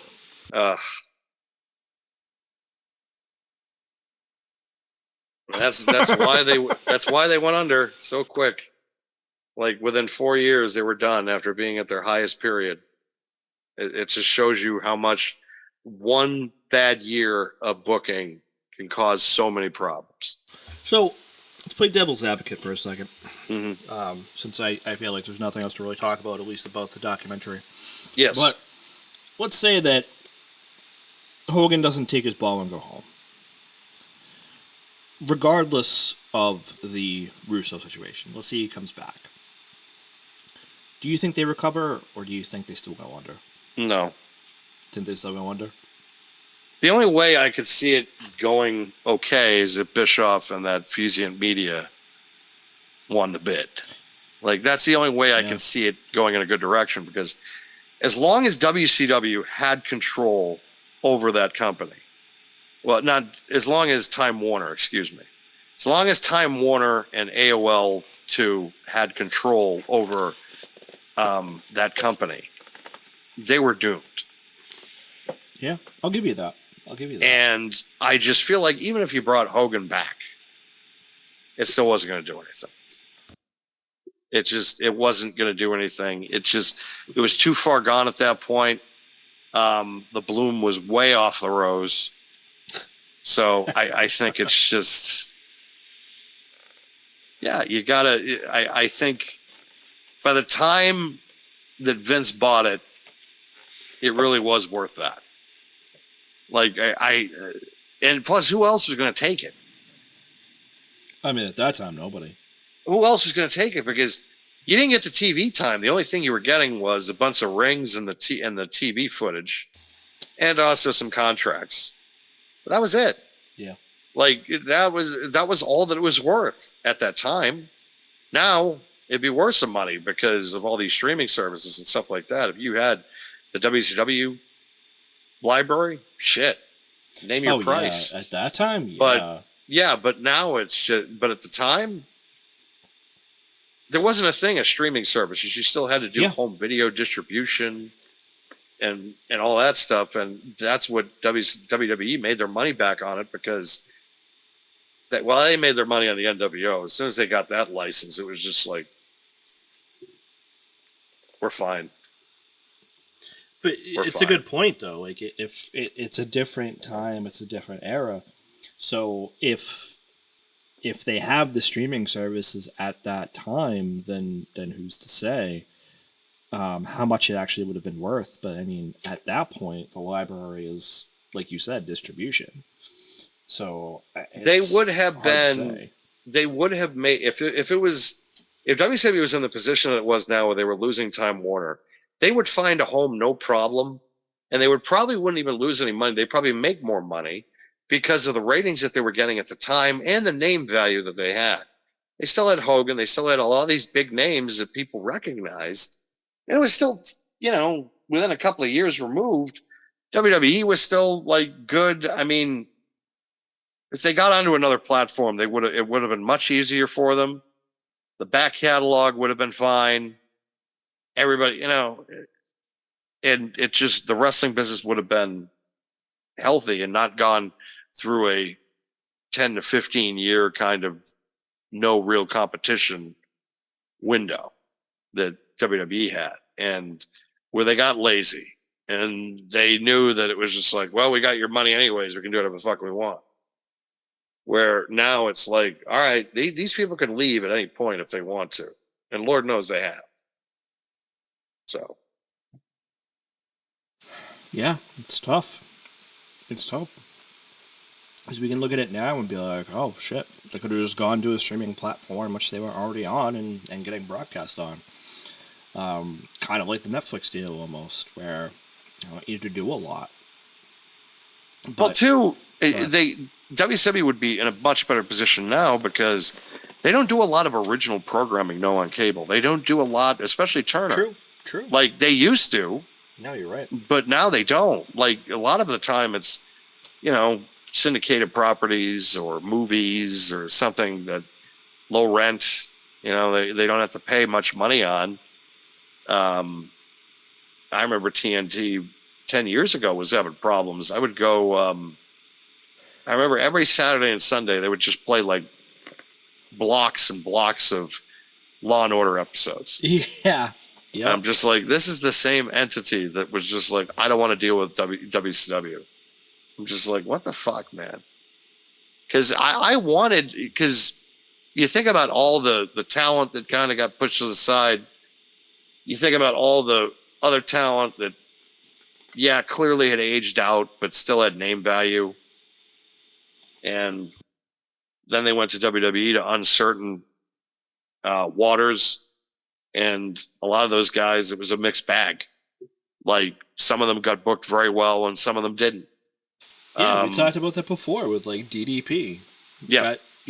Got booked as like a stalker for Undertaker's Booker T for the first wife. couple of years. He had he had a lot of stuff to overcome. Absolutely. But he was able to do it.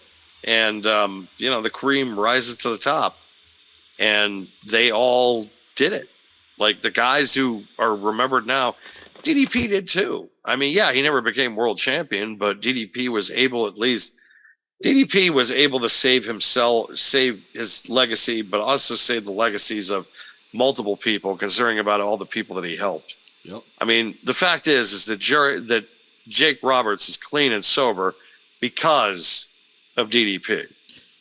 Edge went on DDP yoga and was able to come back. Exactly. Like I give Chris DDP a Jericho lot of too, credit. which we don't, we're not going to mention. Oh, the learning tree. Hi guys. Yeah, but that's all I really got to say on WCW because it's just like a lot of it again is repeating the same talking points, but at the same time it is fascinating. I agree, it's fascinating. My only gripe with episode 4, it just seemed like a rehash of the previous episodes. Yeah, I mean it was almost like a summary. I think it was nice to see like the inside stuff. Oh sure, and kind of get confirmation of how they really felt about it, which we already kind of knew how they felt about it. A lot of people do, yep. But it was nice to get a confirmation of like, oh yeah, this was dog shit. We hated this. So it was like my only gripe about the whole series beyond that last episode is I feel like number one, it could have been stretched out a little bit. Right. I didn't think they needed to go from like, the early 80s to mid 90s and then to the NWO and then to like everything else after. And I was a little bit disappointed that they didn't get some of the guys that were really big during that time.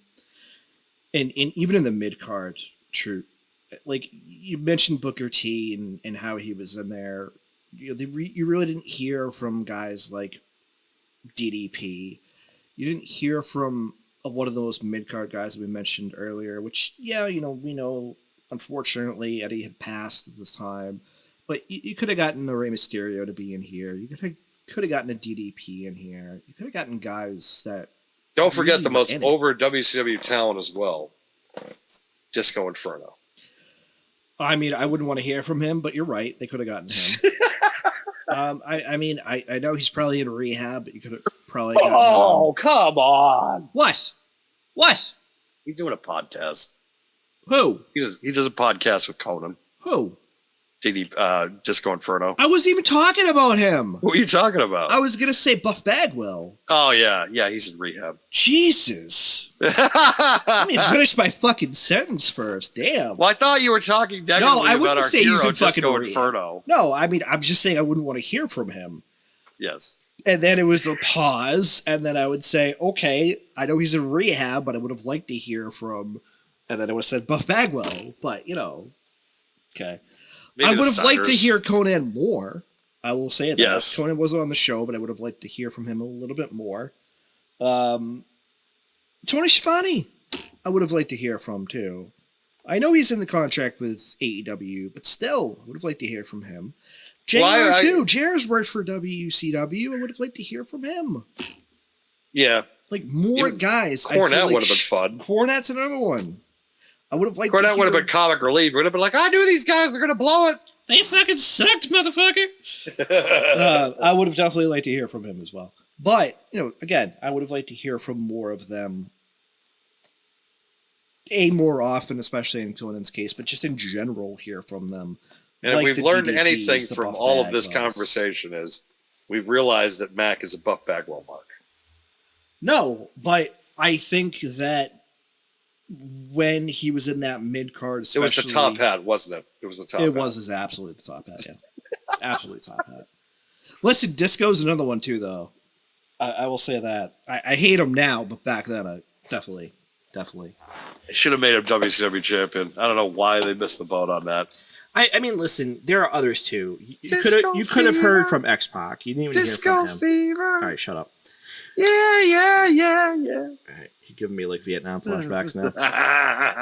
You could have heard from X-Pac though. As Six, you could have heard from the Big Show. You could have heard from a lot of guys. Buff Bagwell was the first name that popped up my head, but you could have heard a lot of guys and their comments, especially those last days. And but what Raven? What about Raven? Raven's another one, dude. Heyman's another one. He worked there too. Deadly Alliance. Tommy Dreamer was there. What was it? Dreamer was never in WCW. He was. When? I forget, but I know he was. No, he wasn't. I'm almost positive he was, dude. He was not in WCW ever. We're gonna Google that later. He was always at ECW, and then he went to WWE. Nah, I think he was in WCW for a very brief stint. No, he wasn't. Almost positive he was, dude. There are other guys too. What fever dream are you listening? Maybe you're thinking of the Sandman. I'm not, but all right. Sandman was in. Let's see where Chrome opens, because it might open right on top of you. I don't know. We'll see. Nope, it might. Nope. No, for a shot. We're trying to figure this out. No, then it opens right behind us instead. Okay. Tommy Dreamer. And I can't spell Dreamer, apparently. All right. Let's see. Now I need to definitely move it, because that's distracting. All right. We're going to look this up right now. Tommy Dreamer. All right, early career, NWA, feud with Raven, various feuds, WWE. All right, maybe I was wrong. Okay. I could have sworn he was in WCW for a very, very brief stint, though. I understand how sometimes I think maybe it's because Raven was, and that's probably where I'm thinking of it. Was that that feud ended right around that time?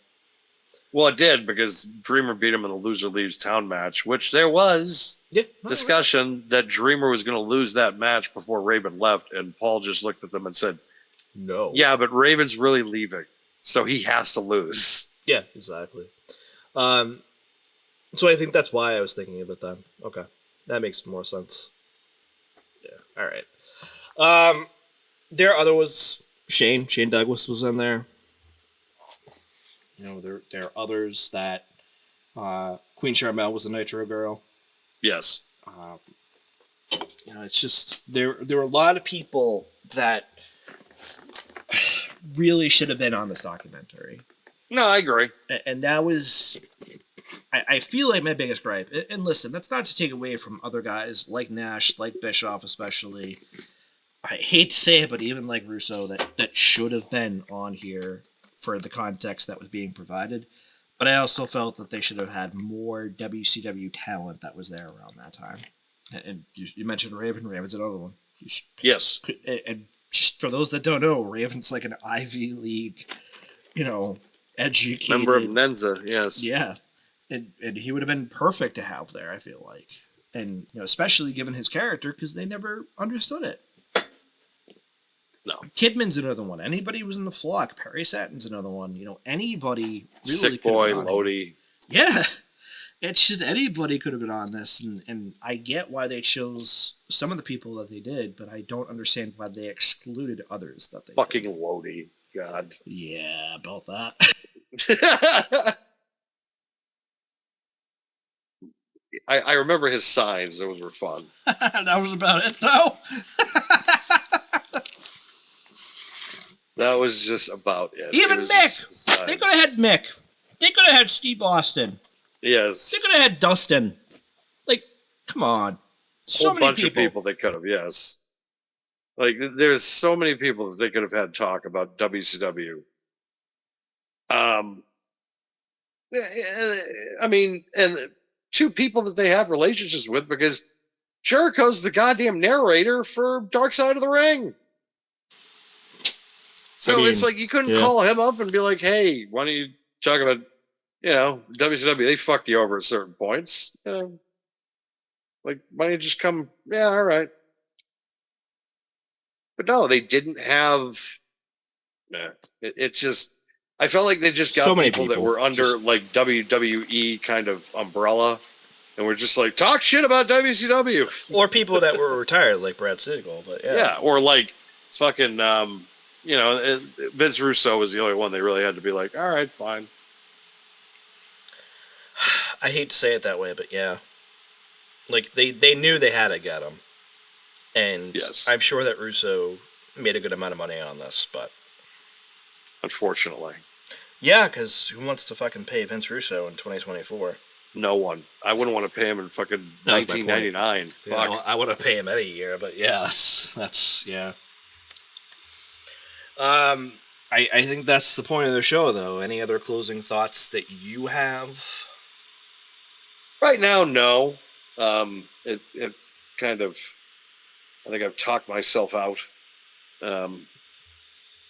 we're ending it rather early. It's because we're not doing the scroll. That's true. Since we're now not affiliated in this current time with I think Pro too, Wrestling I'm World just Talks like, again. do we always have to do these marathon sessions?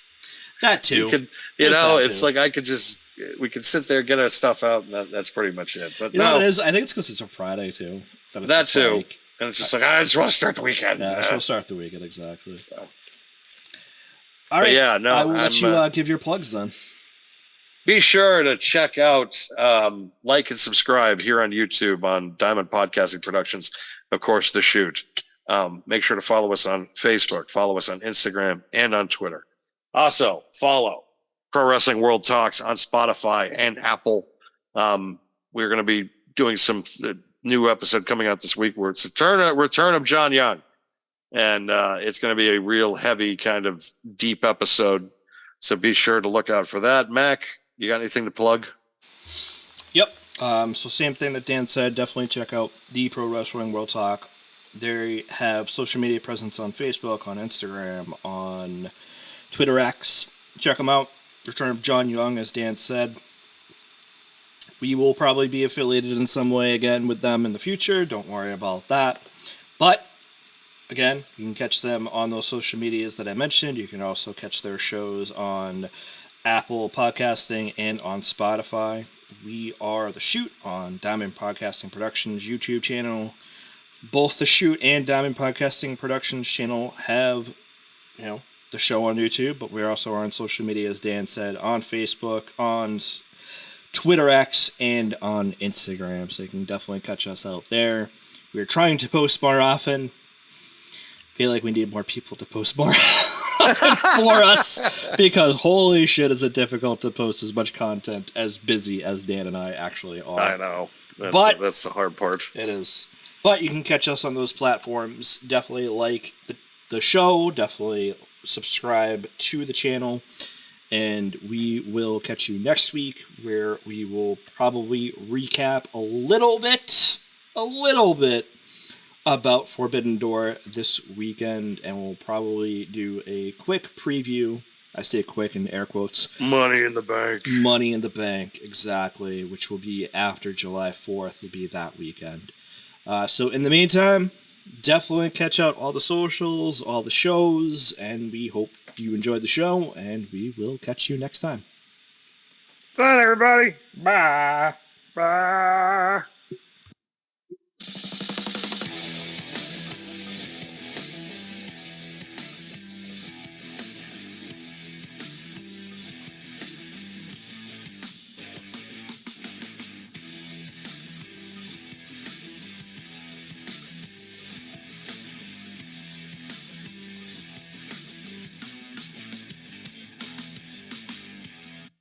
Smoke.